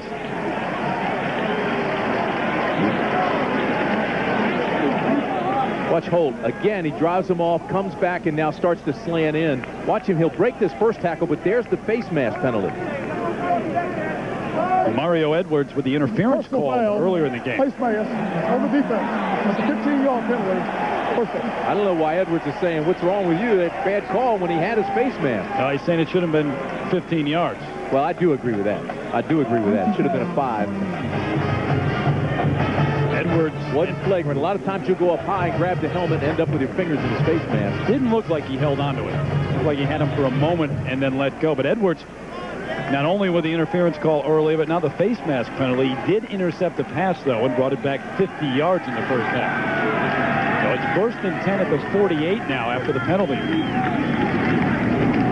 Rashawn Spikes hit in the backfield and drops, not going anywhere. There, at the beginning of the game, we said that we wanted to count the number of places that Torrey Holt would line up and how they would use him. He's gone wide as the far out guy 16 times.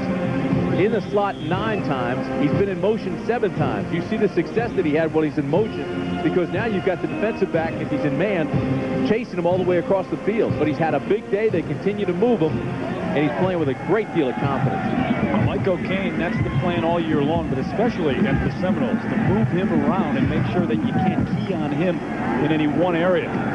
Barnett off a play action. Got Coleman wide open over the middle and a first down.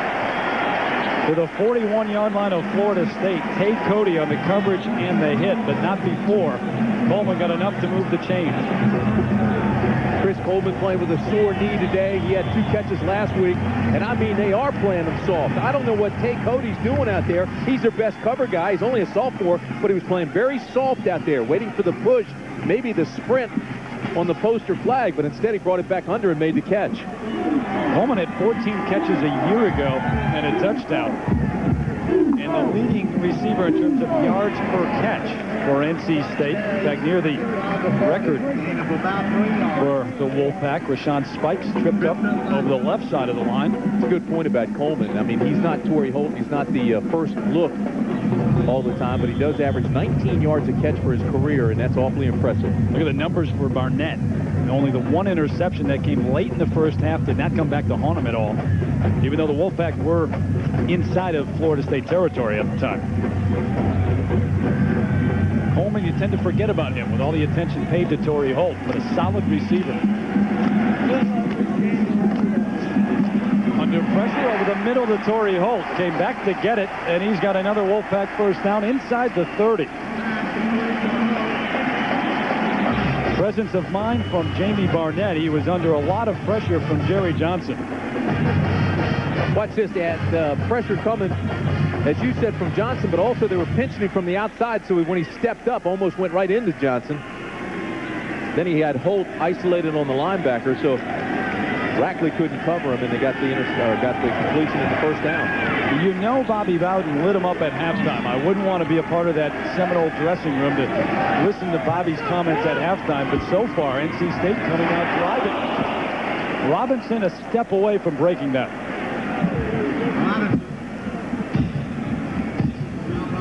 And how important would it be for the Wolfpack, momentum and confidence-wise, to come out on the first drive of the second half and put something on the board? Terry, I think everybody in this stadium was waiting to see what would happen when Florida State came out after the half. Because as you said, Bobby Bowden was not happy in the first half. And you saw it, well, they were off, they weren't really sharp, they're going to come out and they're going to be sharp the second half. NC State right now is taking it to them. Mickey Andrews, you saw a moment ago, had to make some changes at halftime, but he's got a defense that's banged up, this linebacking core especially. Here's Robinson again. Had a seam for a moment, closed quickly, but another good game for the Pack to the 21-yard line. Ray Robinson getting a good look at the freshman. Had a 22-yard touchdown run against Ohio in the first game of the year. Watch Holt on this play. This is your All-American. He knows the run's coming your way, so you want to get a good block. There he is on Rackley, just enough, shields him off, gets position on him, and keeps him away from his ball carrier. 8th play of the drive, and NC State may have found another tailback to go along with Rashawn Spike. Here comes Ray Robinson again, nothing this time. Dexter Jackson got a hold of his feet 2 yards behind the line of scrimmage. Right now, Torrey Holt is playing every phase of the game on all cylinders. Fantastic. And when you compare him with the Heisman Trophy candidate, Peter Warwick, who's playing with a bad ankle today, right now you've got to give the advantage to Holt. As far as receptions go, 6'2". Then you look at total yards, 113. Of course, Warwick had 74 of those on the very first play of the game. And then, of course, the touchdown to Warwick and the punt return, 88 yards to Holt. So it brings up 4th and a long 3. Torrey Holt comes over to the sideline because Mike O'Kane going to try a 39-yard field goal. Scott Earwood nicks an extra point and a 44-yarder in the first half. This is just barely in his range. Barely good, but it is good. Brought it in right inside the right upright. Do you believe this? No, momentum certainly didn't switch coming out of the locker room. It's still in the Wolfpack hands. 16-7, and maybe the biggest upset of the year brewing in Raleigh. For NC State, they just kicked a field goal. They're up 16-7. The bad news, Torrey Holt, you see him going to the locker room moments ago. And we'll try to get word on why he made that trip. He doesn't look hurt when he was running in there. He looked okay. It could be an equipment change or maybe just to get something retaped. Look at the last 6 quarters. NC State over Florida State, 51-28. And a lot of that credit goes to Mike O'Kane. He has just built confidence in these guys. He's got them believing in his program. He's got them believing in what he's trying to do. As you can see, they play with more confidence now. Lavernius Coles at his own 8. To the 27. Now Sunday night on ESPN beginning at 8:15 Eastern time. What a great quarterback matchup. Drew Bledsoe and the Patriots taking on Peyton Manning and the Indianapolis Colts. And then on Monday Night Football, 8 Eastern time, Steve Young and the 49ers taking on the Redskins in Washington on Monday Night Football on ABC. Big story there, Terry, is Trent Green, a guy who's never started a game, is starting at quarterback for the Redskins. Gus Frerotte being benched after his performance last week against the Giants. I guess money isn't everything, huh? A big contract, and Gus going to take a seat on Monday night. Leno's trying to get something started. Setting up a screen pass, and it was tipped at the line of actually in the backfield. Greg Derrick with the pressure on Winky. They've kept that pressure on all afternoon, and Winky has not looked sharp at all. Greg Derrick, we were watching him in practice the other day. He's at the top of your screen. The guy stands 6'6". He's got a huge wingspan, hard to throw over. So as big as Winky is, you've got Greg Derrick, who's even bigger. Watching practice the other day with some pro scouts, they love this guy. He's inexperienced, but he's big and he's very quick. Now out of the eye. Here comes Travis Minor. Breaks to the outside, got a Florida State first down out at the 39-yard line. Well, he is so quick to get to the hole. And certainly one of the most talented and heralded recruits ever at Florida State. Had a great freshman year, as we said, to 623 yards. Also had 11 touchdowns. Looks like Marvin Minnis is the man down on the field that they're working on. We'll work on him for a few moments. We'll take this opportunity to step away. Be back to Raleigh in a minute.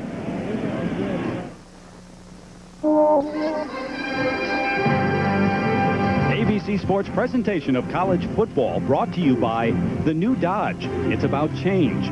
State Farm Insurance. Like a good neighbor, State Farm is there. Midas, for quality service at your neighborhood Midas today. And Thrifty Car Rental. Great cars, great rates in over 70 countries around the world. Best of all, it's thrifty.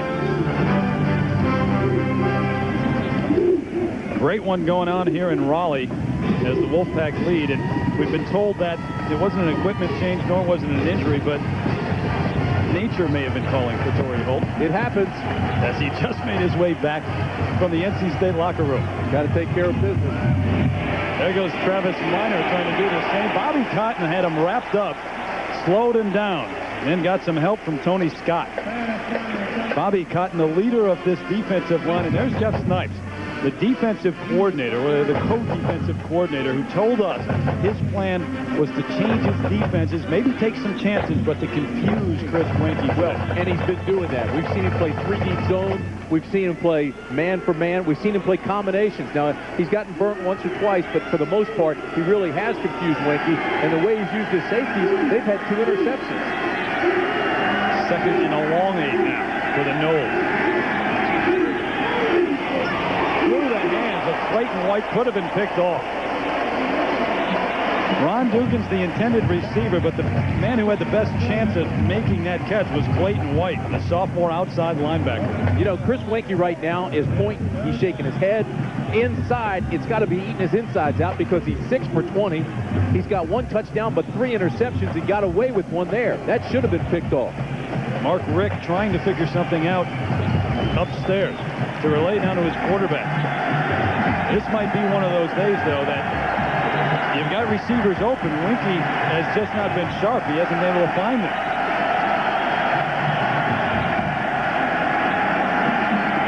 Got Ward wide open, and this one's picked off. Lloyd Harrison for the interception. Still on his feet. Tiptoeing up the near sideline and knocked it out of bounds at the 25-yard line of the Seminoles by Ross Granite. The 4th interception of the afternoon for the Wolfpack. Again, the ball's overthrown, and it's just easy pickings. I mean, Rick has to be just pulling his hair out. He was hitting his charts there saying, hey, what is going on? The guy's open. All you have to do is hit him. It's a shotgun formation. They're trying to give Winky as much time as he needs. Now, stop it right there, and look, he was wide open, but the ball's overthrown. Boy, I tell you, as soon as you start yelling ball, too, look at all the red jerseys trying to pick up a white jersey. Great recovery and blocking on the return. Harrison brought it back 35 yards, the 4th interception of the day for the Pack. And the 3rd interception on 3rd down. Key 3rd downs for Florida State. Rashawn Spikes ahead on the left side. There's a flag on the play, though. You know, you have to wonder if it's confusion, if it's an adrenaline flow, whatever it is. But if you look at this, he comes down, he is wide open. There's nobody within 4 or 5 yards of him. And then the interception, because the ball is so high, Lloyd Harrison's just sitting back there playing center field, and it came to him. On the defense. It's a 5-yard penalty. We'll replay the down. And they'll replay 1st down. It'll bring up 1st and 5 now. And Bobby Bowden searching the sideline. They had adversity against Texas A&M, and he said he looked into the eyes of his players and he found some leaders. They need him now. I'll tell you something else, too. He just walked up to Marcus Outson and talked to him, the 2nd-team quarterback. We'll keep an eye on him. They may go that way eventually. Ricky Collins, a redshirt freshman wideout, in the game now for the Wolfpack. Spikes, gets the call inside the 20 to the 19. Jerry Johnson may have tripped him up initially, but the Wolfpack starting to believe. And I think there may be more people in this stadium right now than when the game started. Well, Terry, I guarantee you nobody on the Florida State sideline is panicking. You still have just under 8 minutes to play third quarter. It's still early, and you're only a touchdown and a field goal behind. They can get that in a heartbeat at Florida State, so they are not panicking. But I think Bobby Bowden knows they better screw on their hats now and start playing football, or they could be in trouble. There goes Torrey Holt again in motion. Barnett looking for him. He's got him open.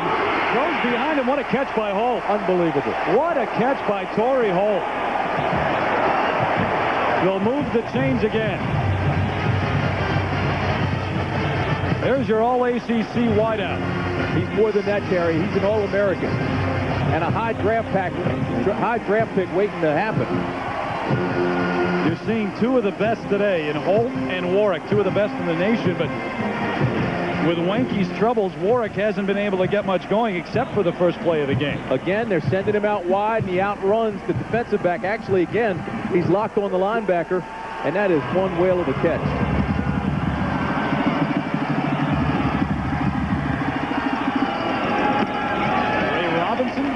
Wrapped up. Corey Simon getting his first start today for the Seminoles. Barnett always looks to Torrey Holt first. But you have to give him credit. Every time Green, the linebacker, has been isolated on Holt, they have found Torrey. Mike Green is a terrific athlete, and he's got great speed. He's 6'3", 230, and can really run, but he can't cover Torrey Holt.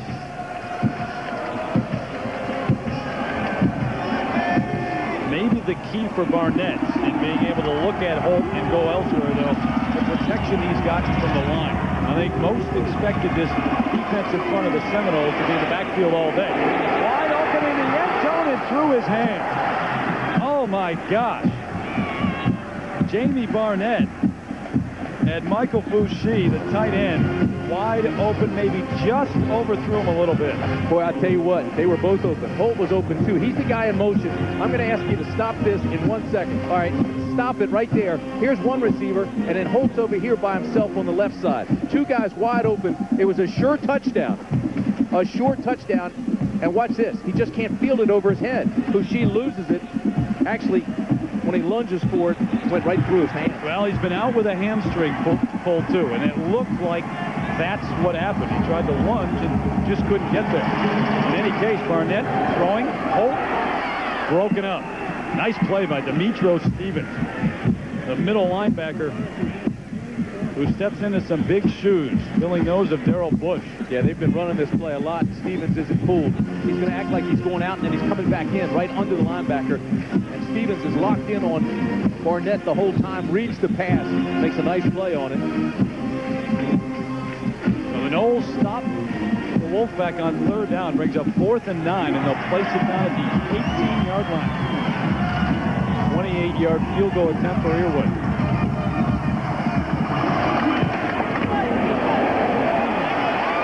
Wide to the right. 44-yarder that he missed earlier. He missed an extra point. Troubles continue for Earwood. Earwood with the miss, and that was a big miss for NC State, because if you go up to 19-7 at this point, a touchdown, a field goal wins it for Florida State. Otherwise, you had two touchdowns that would have to win. Of course, a lot of time left, too, though, Tim. 6:38 left in the third quarter. Now missed 2 field goals and an extra point. He did hit a 39-yard field goal. Wanky, 2 of his last 15 with 3 interceptions. The inside give to Minor. Bounces out up to the 28-yard line. Take that handoff. They've worked Travis Minor a lot this afternoon, too, as Winky has struggled just like they did against Texas A&M. Not nearly as many carries, though. You look at Marcus Outson, the backup quarterback, who had a conversation with Bobby Bowden moments ago on the sideline. And he was just warming up seconds ago with Jared Jones. 2nd and a long 2 after the 8-yard gain by Travis Minor. Same play, here comes Minor. Tony Scott makes the tackle, but Minor may have gotten the first down anyway, out to the 31. And he did. They'll move the chains. This is an NC State secondary that has played extremely well today, maybe as well as they've ever played, with the test of Florida State. Florida State knows that NC State has played well today, too. But there's still no panic. They know it's still early. And remember, they trailed at halftime against Texas A&M and came back and won that one. That's their belief right now. They place it down at the 32. To Minor again. Up the middle. Tough running, but he gets out to the 35-yard line. They've kept it on the ground in this drive. Simon made the Wolfpack tackle, 2nd and 7. That's something we may see throughout the rest of the game from Florida State, in the way Chris Wenke has been off with his passes. Never going to see Florida State go totally to the run, obviously, but Bobby Bowden may be changing course a little bit now. Wenke going to pass, though, on 2nd down. Got a man wide open at the 38-yard line. Warren cutting back across the field. Peter Warren dropped at the 44-yard line. Warwick, the junior out of Bradenton, Florida, had the 74-yard touchdown catch to open up the game. He's been quiet since because Wenke has struggled. He is so dangerous. He's in the slot, second receiver in, always the most dangerous spot. They just slot him underneath. But he's most dangerous after he makes the catch. Now, I thought he was going to give away the first here because he's got to get across that yard stripe. Gave ground, picked up some blockers, picked up the first before he was finally taken down by Tony Scott. He is so fast and elusive and always dangerous.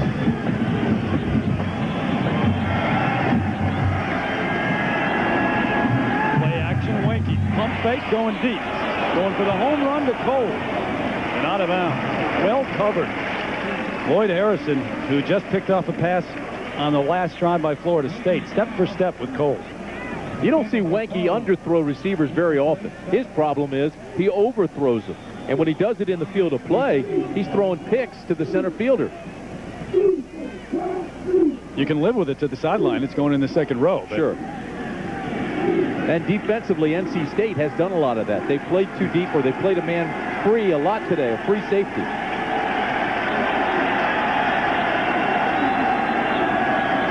The pitch to Minor has a seam on the right side. Closes quickly, and he was popped. Up to the 47. And this NC State defense, if you're Mike O'Kane, though, you have to worry at some point about it wearing down with all the pressure from well. This is a young defense, though. Number of freshmen. Well, it is. Last year, the state defense was much improved against the run. As a matter of fact, it gave up 227 yards a game 2 years ago. Last year, just 130 a game. And this year, they're even hoping to improve on that, although Ohio took a big chunk up in the first game. Much different performance today, though, in dry conditions. Third down for Wenke. Off of play action, under pressure. Gets away. But finally he's going to go down at the 48-yard line. Rodney Redd, number 8, who's had a big day with strong safety for the Wolfpack, chased him to that point, and a number of Wolfpack tacklers joined the club.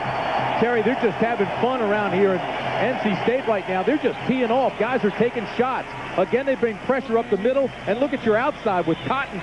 And again, you've got Derrick back there. There's Derrick, misses the tackle, but put the pressure. Then Red holds him up, and guys then just coming in to finish him.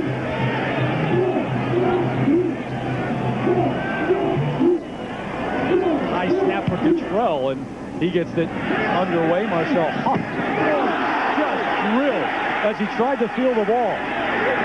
Inside the 3-yard line at the 2, NC State recovers, but Huff was crushed. Terry, that's actually scary. You can hear that hit up here. Whoa. It was number 28, Chris Hope, I believe. We'll take a look. And it was. You know, that ball had not hit the ground yet. He's fielding the ball. I'm wondering if he's within the 2 yards. Oh. That hurts here. That ball had not hit the ground. which means they have to give him 2 yards. Very close, wasn't it? It was awfully close. No call. Yeah, at this point, Huff, he doesn't care about a penalty flag. He doesn't care about anything but getting his wits about him. Well, NC State cares, though, because now they're back inside the 3. So you want to play college football, do you? 1st and 10, but Florida State with the Wolfpack backed up. Torrey Holt incomplete. Broken up nicely. That was Derek Gibson. Timed it well. Gibson, the sophomore out of Miami. I think Torrey Holt talking to the official about Gibson or someone else holding on as he goes down the field. Look out. See if that gets Florida State going. See if they take it up a notch and start flying around and playing on the edge, as people say. But, you know, a hit like that can do that to a team, too. I think Florida State got away with one there. And they have. 2nd down for the Pack. Spikes not going anywhere over the left side. Out maybe to the 4 or 5 yard line. It'll bring up a key 3rd down now for both teams as Florida State tries to keep NC State back within the 10 and make it tough to punt.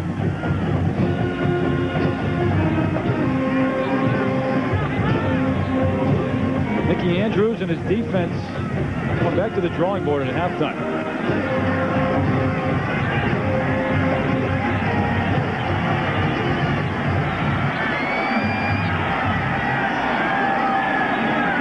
Quarterback draw out of the shotgun. Barnett with a lot of room. Barnett picks up the 1st down to the 15-yard line. What a huge play for the Pack. So if you're playing defense, you think the last thing that's going to happen is Jamie Barnett, who was just scoped in the offseason, and there are questions about his knee, and he's passed up some open runs before. You just don't want to cover him. That is designed quarterback draw, did not hesitate at all, and picks up the 1st down. And the first time that they've run it this afternoon, if you're Mickey Andrews, you say, as you said, you got an injured quarterback to a certain extent, and they haven't run it all day. Breaking all tendencies, great call by the Wolfpack.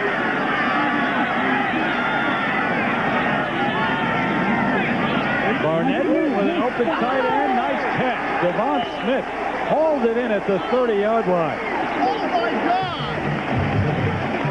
A gain of 15 for Smith, who started the last 3 games a year ago at defensive end. Jamie may have taken a hit. Limping just a little bit. Favoring the left leg, the one that he had arthroscopic surgery on, still wearing that knee brace. Although they say here, the medical staff says he is sound. The knee is sound. Jerry Johnson wow. up top, and his own man Rafferty. Ian Rafferty hit his helmet right inside his knee. Going to throw again. Underthrows the intended receiver. That was Smith again. He was well covered. Like double covered out in the flat. Well, next Saturday, live at 3:30 Eastern time. Here's your lineup. Regional action here on ABC. Most of you will see the Tigers of Clemson and Virginia. Some will see Missouri and Ohio State. Check with their cable operator, though, for the games on pay-per-view. BYU, Washington, Texas, Kansas State. Next Saturday on ABC. They're really starting to get after Barnett now. He took another hit, this time both high hits. Knee wasn't in danger that time, but his head was. Big hole for Spikes. Rashawn Spikes out to the 40, close to another Wolfpack 1st down. Mario Edwards on the final stop. Spikes beginning to rack up some numbers for NC State. You know, after a couple of 3-8 seasons, Mike O'Kane was on the ropes. Many Wolfpack fans wanted a change, but O'Kane survived and coached his club to 6 wins last year. Higher hopes this year, more depth, more talent. And I'm going to tell you something. They're playing with a lot more confidence. He's done a masterful job.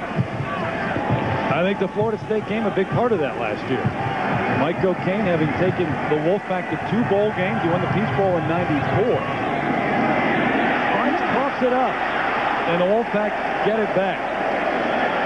John Fletcher, backup lineman who's played a lot today because of injuries. A heads-up play. Well, Santos went out the left guard, so they moved Rafferty into that spot and put Borum up. in the tackle spot. That time, Raftery, I think, missed his block. Watch 77. He's pulling out of there, kind of misses his block, so he's left all by himself outside. See him up there at the top of the screen? And it's a good thing for him because that's where the ball came. He was out there by himself. Good job. Heads up play. He, too's coming back from a knee injury. Final seconds of the third quarter. Ticking off, and the Wolfpack of NC State trying to pull off the biggest upset so far in college football. 16-7 over the Seminoles of Florida State. We'll be back with a great fourth quarter, no doubt, after this message and a word from our ABC station. Sports, home of the Bowl Championship Series. Solomon Smith Barney remembers what Bobby Bowden would really like to forget. Wide right, the two words Knowles fans would love to forget. In 91, number one in the country, Jerry Thomas misses to the right Miami with a 17-16 win. Then in 92, the Knowles ranked number 3 in the country. Dan Maury does the same. Wide right once again. 1916 the final. Both defeats eliminated the Seminoles from national championship contention. And remember, in 93, Scott Bentley, the recruit on the cover of Sports Illustrated, shouldn't have those problems right now, though, Tim. Not with Sebastian Danikowski. And remember, because Earwood has struggled and missed a couple of field goals, they're just a touchdown and then a field goal would win it. So he could play a large role in this game, even though he hasn't really played a role at all. Hasn't had an opportunity so far today. Barnett, he's going for it all. Well covered is Torrey Holt. Tay Cody one-on-one with Holt, and he broke it up. You know, now that is fun to watch. You've got the All-American Holt going against Florida State's best cover guy, Tay Cody. He's only a sophomore, but he could be the next great cornerback at Florida State. Some say this guy reminds him of Deion Sanders. But look at his coverage now. He's got him in his hip pocket. He's playing him inside out. He's got him perfectly covered. The only thing he doesn't do is look back for the ball, or he might have been able to readjust and get a pick. Freshman All-American his first season as a starter for the Seminoles. 9th play of the drive for NC State. They've kept it on the ground for much of this drive. Rashawn Spikes can't go anywhere. Right at the line of scrimmage, he's sent backward. You know, Terry, as well as NC State has played today, now Florida State not only has to battle NC State, but also the clock. See, the clock now becomes a factor with 14 and a half minutes to play in the game. They still need 2 scores. As you know, though, they can score in the snap of a finger. Absolutely. 10 seconds and they're on the board. What NC State has been able to overcome is what ACC clubs battle so much, the myth of Florida State. Playing the myth instead of the players on the field. And at this point, at least, the Wolfpack with a lot of confidence, and that's almost picked off. How was it not? Corey Simon had it thrown right into his hands. You're right. They can score quickly on either side of the ball, and this is one way they could get back into it. This is just a poor decision by Barnett. Again, he waits too long and doesn't throw when he's balanced. He's off balance and tries to throw a pass and throws it right to the linebacker. I don't think he ever saw Corey Simon back off the line. Only the 3rd time that Florida State has trailed in an ACC game this late. Earwood gets it away quickly. Steve Feaster thought about fielding that ball. Was fortunate to get out of the way. 37-yard punt for Earwood, who looks shaken up. Now it's up to the Knowles offense to get something going. The last time Florida State scored fewer than 7 points in a game, 1988 against Miami. They're stuck on 7 now. Incomplete. Warwick just popped by Lloyd Harrison. There's an adrenaline flow now. You're absolutely right that Florida State can score quickly. But right now, as we said, time's a factor, and I think NC State now is believing it can win this game. And here's a case in point. Watch how aggressive Harrison is. There's his read. He's playing soft, but now the break on the ball, and he just goes head hunting and separates him from the ball. Wenke now, 7 of 25, 1 touchdown, but 4 interceptions. Wolfpack could have been shell-shocked after the first play of the game.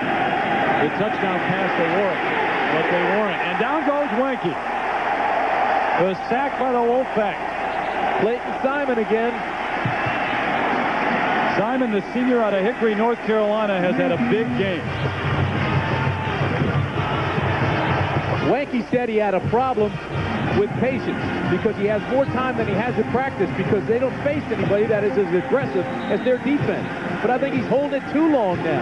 And Clayton Simon just catches it from behind when he tries to step in the pocket. Well, Simon was a starter a year ago. Came in, really wasn't in shape, didn't prepare for the season, lost his starting duties. This is his final chance as a senior.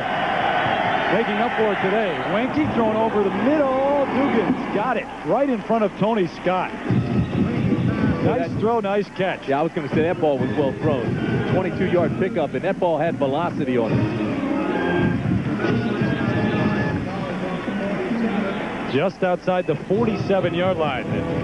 Catch by Dugans.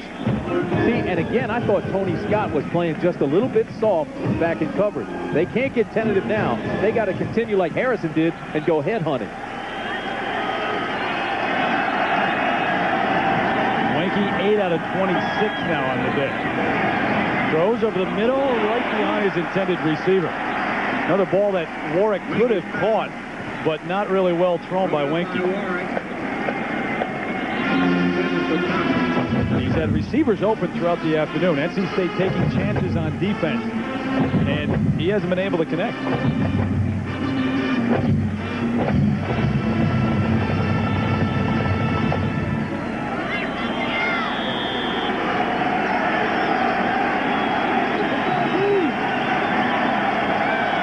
Carter Finley Stadium in Raleigh, North Carolina. In the fourth quarter, 12:44 left in the game. Maybe the biggest upset of the year so far brewing. The Wolfpack on top of Florida State. But a solid run by D. Feaster now to the 43-yard line near a first down. The Wolfpack with a 16-7 lead over the Seminoles. To open up the game, Peter Warwick on a 74-yard touchdown catch from Chris Wenke. But that's been all since then. They've been stuck on 7. Well, and that guy right there, Wenke, has struggled today. He's just 8 of 27. He has 1 touchdown, but he's thrown 4 interceptions. He really hadn't found his rhythm. He's been out of sync. But on this drive, he's starting to look a little bit sharper. The Seminoles 47-1 since joining the ACC back in 1992. Going to have them on a comeback today, though. There's your first down. Straight up the middle goes D. Feaster, who has come on and played a lot for Travis Minor today. That was the plan by Bobby Bowden to rest Minor. NC State could be sitting in a lot better shape right now had they gotten good kicking games. Earwood missed 2 field goals and an extra pointer. They'd have a bigger lead. And if you look at this, NC State has outscored the Seminoles 51-28 when you go back to last year and count the last 7 quarters. But as it stands, because of those misses, Florida State's still within a touchdown and a field goal of winning this game. Last year, the Wolfpack mounted a comeback in Tallahassee, but they were down too far, 27-0. Ended up losing 48-35. And they whistle it dead. Wenke going to come over to find out what Ronald Cherry, the referee, has to say. At the conclusion of today's game, we will select the Chevrolet most valuable player of the game from each team. In recognition of these athletes, Chevrolet will make a contribution to each school's general scholarship fund. A lot of time left in this one, though, almost 12 minutes. Boy, Florida State started this game, scored on the very first play on a 74-yard touchdown. And you thought at that point, as you said, that they were going to be sharp today. But ever since then, they haven't been able to do anything. And it hasn't been as if Wenke hasn't had receivers open or they haven't been able to get something going against the defense. Wenke just hasn't been sharp. He was solid in the Texas A&M game, but not today. Almost 400 total yards. Yeah, but see, what NC State is doing is keeping everybody in front of them. They're not giving up. After that first 74-yarder, they've kept the receivers in front of them and have not given up the big plays. And for NC State, Jamie Barnett's 15 of 30, and he's had a big day. Conference continues down on the field as we try to figure it out. The game clock is being adjusted by 18 seconds. We're taking 18 seconds off of the game clock. All right, Ronald Cherry says we'll take some time off the clock. So it's down to, what, 11:34, I guess, for Mike O'Kane, which would be his, no doubt, biggest win of his career at NC State. Came in, followed Dick Sheridan, who was here for 7 years, went to 6 bowl games. The last thing Bobby Bowden wants to hear is that they're taking time off the clock. Got 11:34 to play, and he still needs a touchdown and a field goal.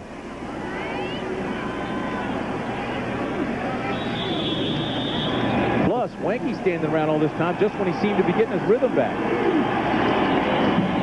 Hands it off to Travis Minor.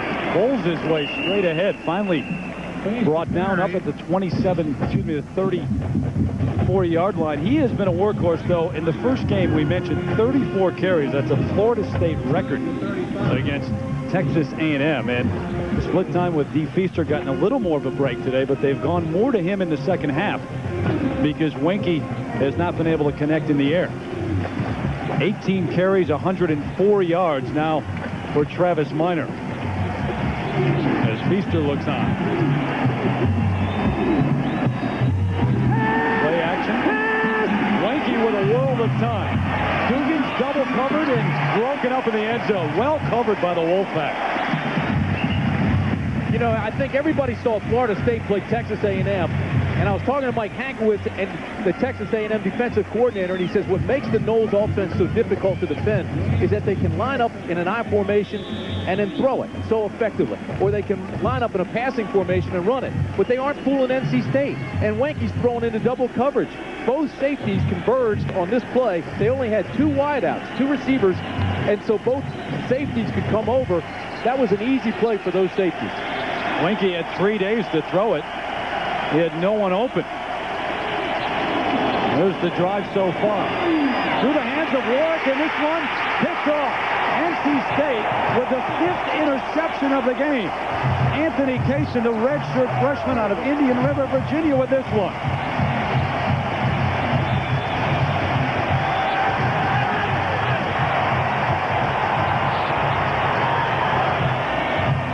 And the Wolfpack not only believing they can win this one now, they believe they are going to win it. 10:39 still left, though. Too much velocity on this one, and it's high. Tip drill, bingo, interception. They're starting to believe.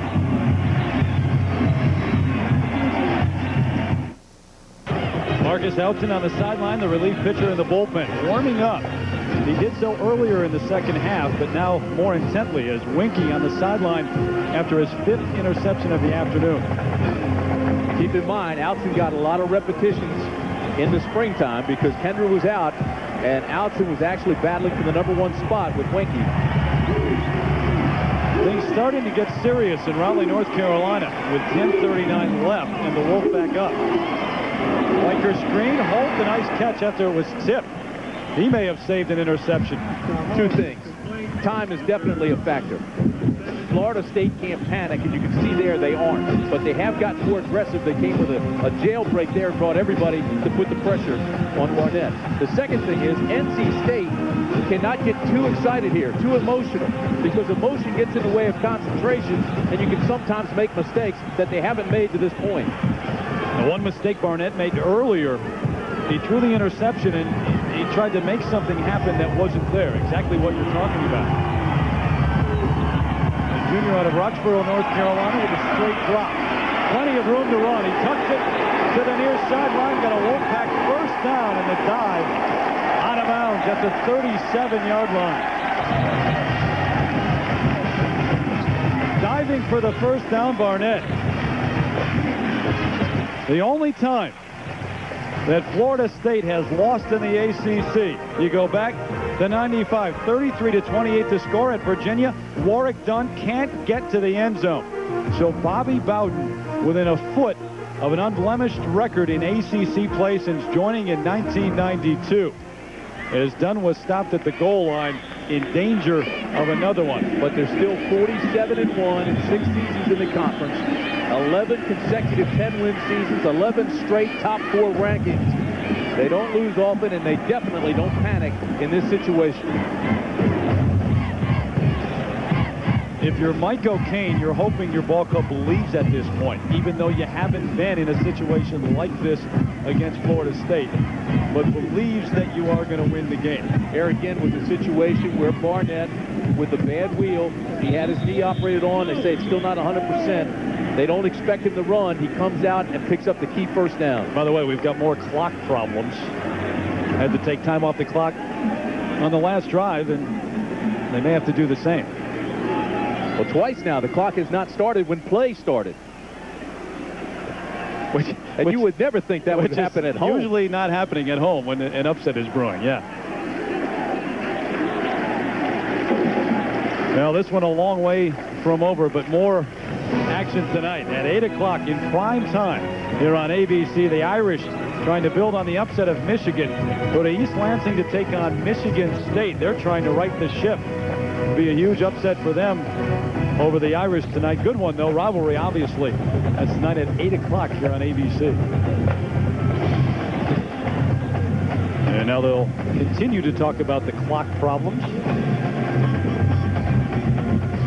Florida State still has 3 timeouts left. NC State has 3, but it's too early to be talking about that yet. Right now, the defense and Bobby Bowden are thinking about turnover, forcing a turnover. Well, no matter what happens here in the last 10-18, obviously a lot is riding on this when you look at national championship hopes, the future, at least for this season, of Florida State offensively.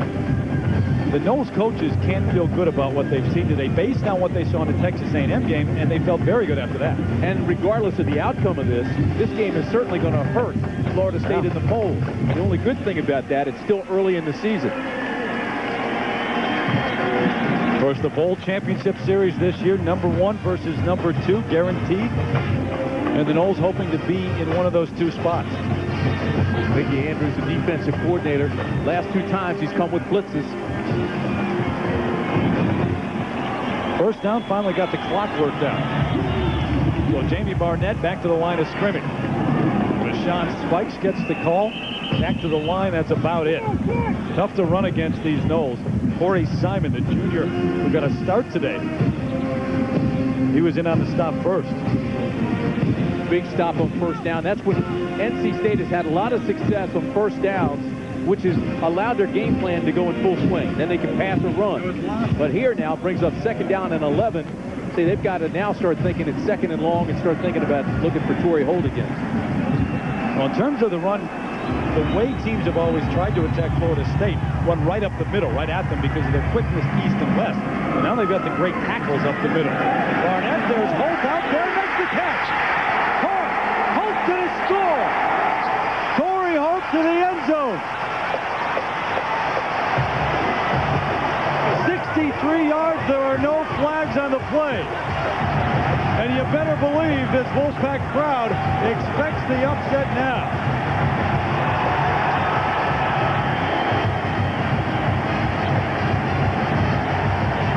Talked about him in the beginning of the game. He had 5 touchdowns against Florida State last year. They were keying on him today. NC State has moved him around, put him in a lot of different spots. He's been successful nonetheless with a couple of touchdowns again this afternoon. That time, it was just a fly pattern, and he outran the secondary. What a perfect pass by Barnett as well. Just put a lot of air under the ball and let Holt run for it. 63 yards. He had a 68-yard punt return for a touchdown earlier today. 5 touchdowns against the Noles a year ago, but these much more important for Torrey Holt and the Wolfpack. 22-7 with the extra point to come.